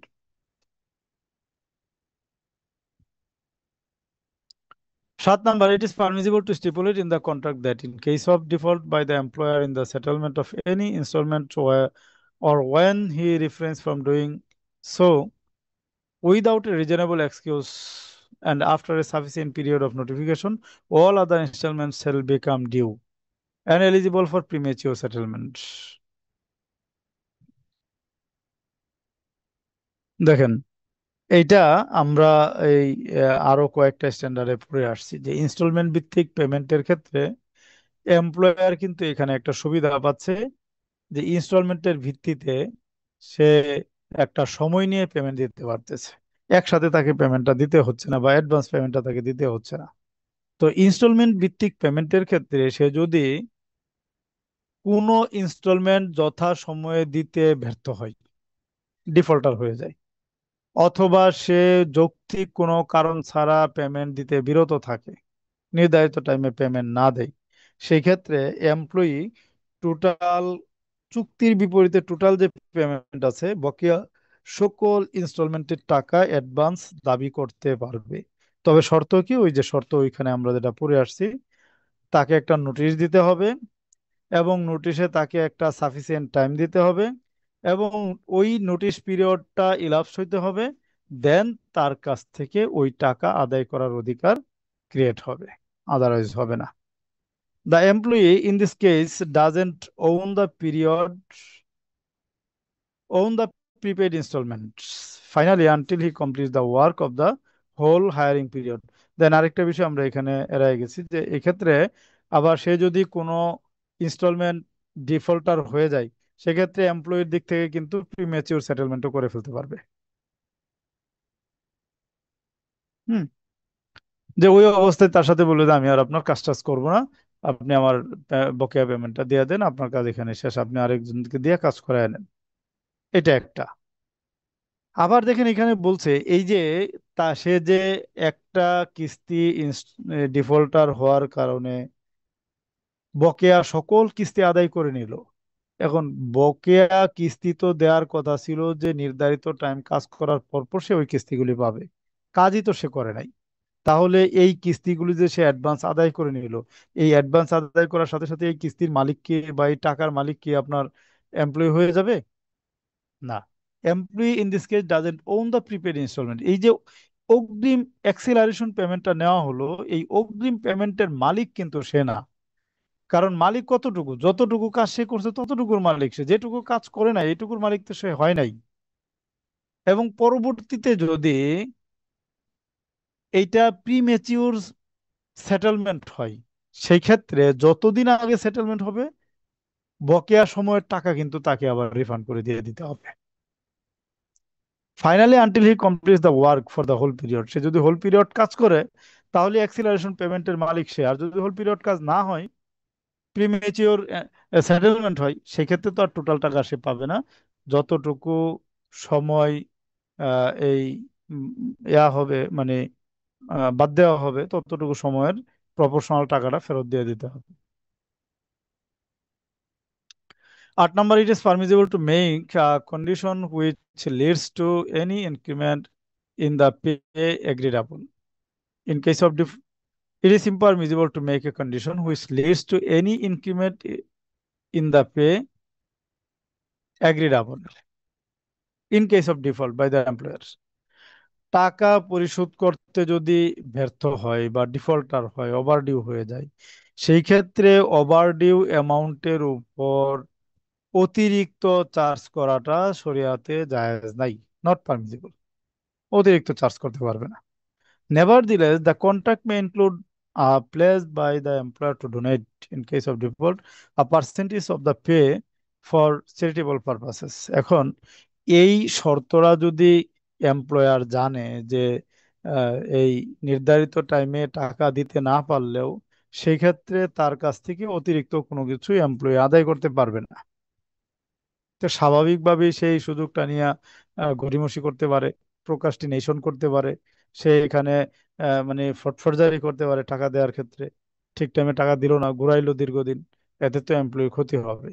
তো এই ক্ষতিটাও যাতে না করতে পারে, সেই জন্য তার উপর প্রেসার ক্রিয়েট করার জন্য একটা ম্যান্ডেটরি ডোনেশন কমিটমেন্ট নিয়ে নিবে, প্লেজ নিয়ে নিবে কন্ট্যাক্ট করার সময়, যে তুমি যদি কোনো ইনস্টলমেন্ট ঠিক টাইমে দিতে না পারো, তাহলে যত টাকা ওভারডিউ হবে, ওভারডিউ এর উপরে 10% তোমাকে অতিরিক্ত ডোনেশন অ্যামাউন্ট দিতে হবে। এই ডোনেশনের টাকাটা ইনকামে নিতে পারবে না, এটা টোটালটা চ্যারিটেবল পারপাসে খরচ করতে হবে। বাট এমপ্লয়ারের উপর এটা কিন্তু একটা প্রেশার, কারণ সে যদি টাইম মতো টাকা না দেয়, তাহলে তাকে আরো অতিরিক্ত 10% দিতে হবে। তাহলে এই 10% অতিরিক্ত দেওয়াটা তার উপর একটা প্রেশার, সেই জন্য স্বাভাবিকভাবেই এই চিন্তা করে হলেও সে কিন্তু টাইম মতো পেমেন্ট দেওয়ার চেষ্টা করবে। বাট কোনো অবস্থাতেই অতিরিক্ত চার্জ করা যাবে না। অতিরিক্ত চার্জ মানে যেটা ইনকামে নেওয়া হয়, পার্ট অফ ইনকাম, ওইরকম কোনো কিছু চার্জ করা যাবে না। কোথায় গেলাম? such donation should entirely go to charitable purpose under the supervision of Sharia board of the institution. এটা শরিয়া বোর্ডের তত্ত্বাবধানেই চ্যারিটেবল পারপাসেই খরচ করতে হবে, অন্য কিছু করা যাবে না। 9 number, it is permissible to agree upon more than one rate of pay as when the two parties agree that if the work is done within a certain period, the pay will be discharged, and if it is done in another period, shorter period, the pay will increase to that charge. Similarly, to different rates of pay can also be linked to different places, types, or specialization of the work to be done. এই দুইটাই কিন্তু সুযোগ আছে, যে দুইটা offer করতে পারবে করার সময়, যে তুমি যদি আমার এই বিল্ডিংটা 1 বছরের মধ্যে করে দিতে পারো, তাহলে তোমার পেমেন্ট হচ্ছে 1 কোটি টাকা। যদি তুমি 1 বছরে করে দিতে না পারো, 1.5 বছর লাগাও, তাহলে তোমার পেমেন্ট হচ্ছে 80 লাখ টাকা, আরো 20 লাখ টাকা কমে যাবে। তো এইরকম পিরিয়ডের সাথে সম্পর্ক রেখে ডিফারেন্ট ডিফারেন্ট দুইটা অফার করা, হ্যাঁ, দুইটা পেমেন্ট রেট দেওয়া, এটা জায়েজ আছে, পারমিজিবল। কন্ট্যাক্ট করার সময় দুইটা অফারই দিতে পারবে। সেক্ষেত্রে 1 বছরের মধ্যে ডেলিভারি দিলে তাকে 1 কোটি টাকা দিতে হবে। 1 বছর যদি পার হয়ে 1.5 বছরে চলে যায়, তাহলে সে 80 লাখ টাকা পাবে। এর কারণ হচ্ছে এখানে এই এমপ্লয়ারের কিন্তু সুযোগ আছে। এমপ্লয়ার যদি 1 বছর আগে বিল্ডিংটা পেয়ে যায়, তাহলে বাকি 6 মাস কিন্তু সে, 1 বছর পর থেকে তার ইনকামটা শুরু হয়ে যাচ্ছে, যেহেতু এটা ইনকাম জেনারেটিং আছে। আর যদি সে 1.5 বছর পরে দেয়, তাহলে ওই 6 মাসের ইনকামটা কিন্তু সে পাচ্ছে না। তো এই জন্য দুইটা এই পেমেন্ট রেট নির্ধারণ করা জায়েজ আছে। আবার জায়গার সাথে রিলেট করে, টাইপস কাজের ধরনের সাথে রিলেট করে, স্পেশালাইজেশনের উপর রিলেট করেও পেমেন্ট ভেরিয়েশন করাটা জায়েজ আছে। যেমন ধরেন সোনালী ব্যাংকের একজন এমপ্লয়ি, সেক্ষেত্রে এমপ্লয়মেন্টের সময় বলা হলো যে আমাদের বাংলাদেশের টেরিটরিতে যদি আপনি চাকরি করেন, তাহলে আপনার পার মান্থ স্যালারি হচ্ছে এটা। বাট আপনি যদি আমাদের ইন্ডিয়ার শাখাতে চাকরি করেন, তাহলে আপনার স্যালারি হবে এই। অথবা আপনি আমেরিকার শাখাতে যদি চাকরি করেন, সেক্ষেত্রে আপনার স্যালারি হবে এই। তাহলে এখানে দেখেন, প্লেস ভিন্নতার কারণে স্যালারি তো ভিন্নতা অফার দেওয়া হলো, জায়েজ আছে, কোনো সমস্যা নাই। টাইপস অফ টাইপস এর উপর, স্পেশালাইজেশনের উপর ভিত্তি করে যদি এরকম ভেরিয়েশন করা হয়, এতেও শরিয়ার কোনো আপত্তি নাই, করতে পারবে। তো আমরা কাজ এবং পেমেন্ট দুইটা রিলেটেড আলোচনায় পরে শেষ করলাম। এইগুলি আসলে মূলত মৌলিক আলোচনা। এখন যেগুলি আমরা পড়বো গ্যারান্টিজ, এইগুলি আসলে মৌলিক না, এগুলি হচ্ছে সাবসিডিয়ারি বা এনসিলারি আলোচনা। কারণ মূল আলোচনা কিন্তু এখানে চলে গেছে। গ্যারান্টি তো এগুলি হচ্ছে অন্য কিছু যে মানে পেমেন্ট বা অন্য রাইটস কে সিকিউর করার জন্য করা হচ্ছে।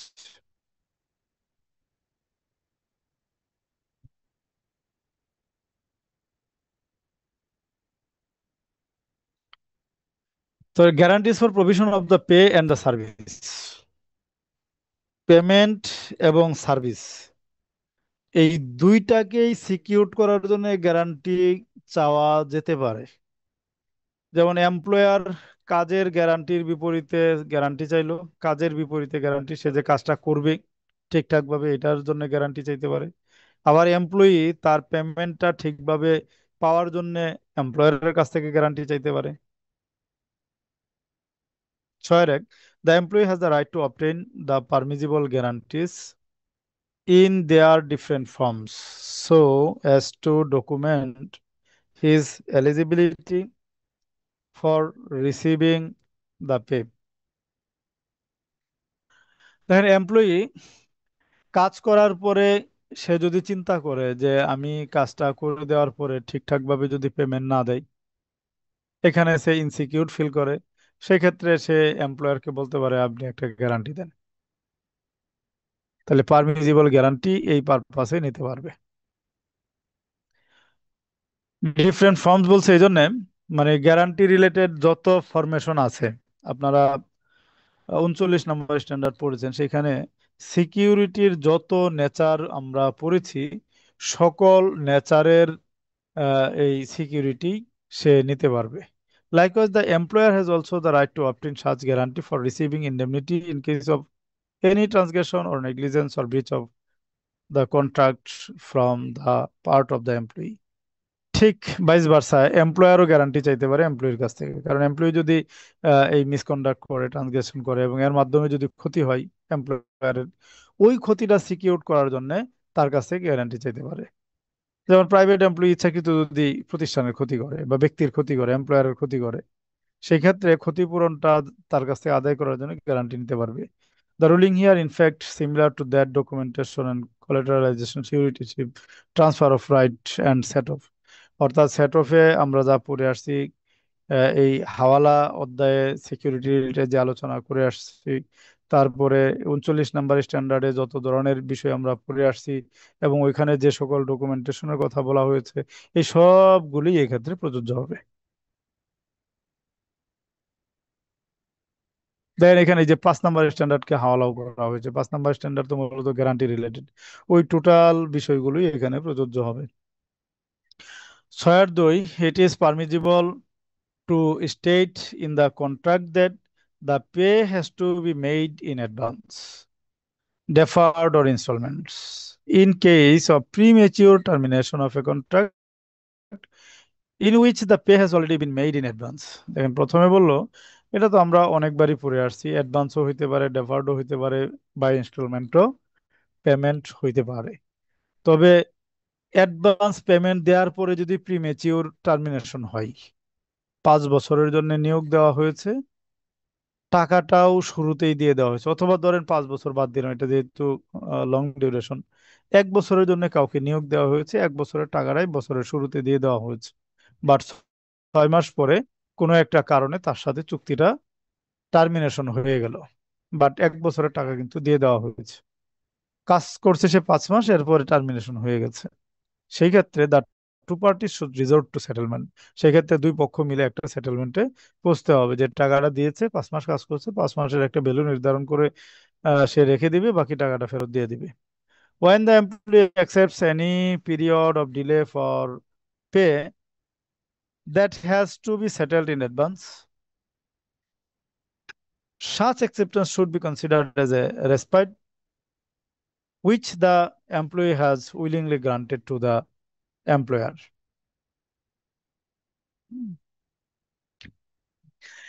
এখন এমপ্লয়ি কাজটা করে দিয়েছে, কাজটা করে দেওয়ার পরে কি এমপ্লয়ারের অব্লিগেশন হচ্ছে তাকে পেমেন্ট দিতে হবে। এখন এমপ্লয়ার পেমেন্ট দেওয়ার সময় তার আহ, যখন পেমেন্ট দেওয়ার সময় হয়েছে এই সময় তার ইনসলভেন্সি ক্রিয়েট হয়েছে। এক্ষেত্রে সে এমপ্লয়িকে বললো যে ভাই দেখুন, আজকেই তো পেমেন্টটা দেওয়ার কথা, আজকেই দিয়ে দিতাম, কিন্তু আমার তো টাকা পয়সার একটু সমস্যা হয়ে গেছে, আমাকে একটু 5টা দিন সময় দাও। এমপ্লয়ি বলল আচ্ছা ঠিক আছে, আপনি 5 দিনের মধ্যে আমাকে টাকাটা দিয়ে দিন। এই যে সুযোগটা দেওয়া হইলো, এইটা এমপ্লয়ির পক্ষ থেকে তাকে জাস্ট একটা রহম রহম করা হলো, একটা ছাড় দেওয়া হলো। এইটা কোনোভাবেই এমপ্লয়ার তার অধিকার হিসাবে দাবি করতে পারবে না। Hence it can by no means be considered as a right of the latter. Latter মানে এমপ্লয়ার। তাহলে এইটা কি এমপ্লয়ার কখনো নিজের অধিকার হিসাবে দাবি করতে পারবে না। এমপ্লয়ি যদি মেনে নেয় তাহলে এটা তার জন্য একটা রহম হবে, একটা ছাড় হবে, বাট এটা কখনোই তার অধিকার হইতে পারবে না। তো আমাদের 11টা বাজে, নির্ধারিত টাইম শেষ। আমরা আজকে সেশনটা এখানেই ক্লোজ করতে যাচ্ছি, বাকিটা আমরা আগামীকাল পড়বো ইনশাল্লাহ। 1 পৃষ্ঠা, 2 পৃষ্ঠা, 2.5 পৃষ্ঠা আছে। এই 2.5 পৃষ্ঠা ইনশাল্লাহ আমরা আগামীকাল পড়বো। তো এইখানে কারো যদি কোনো প্রশ্ন থাকে আপনারা প্রশ্ন করতে পারেন, আর প্রশ্ন না থাকলে আমরা এখানে ক্লোজ করি, আর আগামীকালও প্রশ্ন করার সুযোগ লাস্টেরটা থাকবে। আরেকবার বলতেন।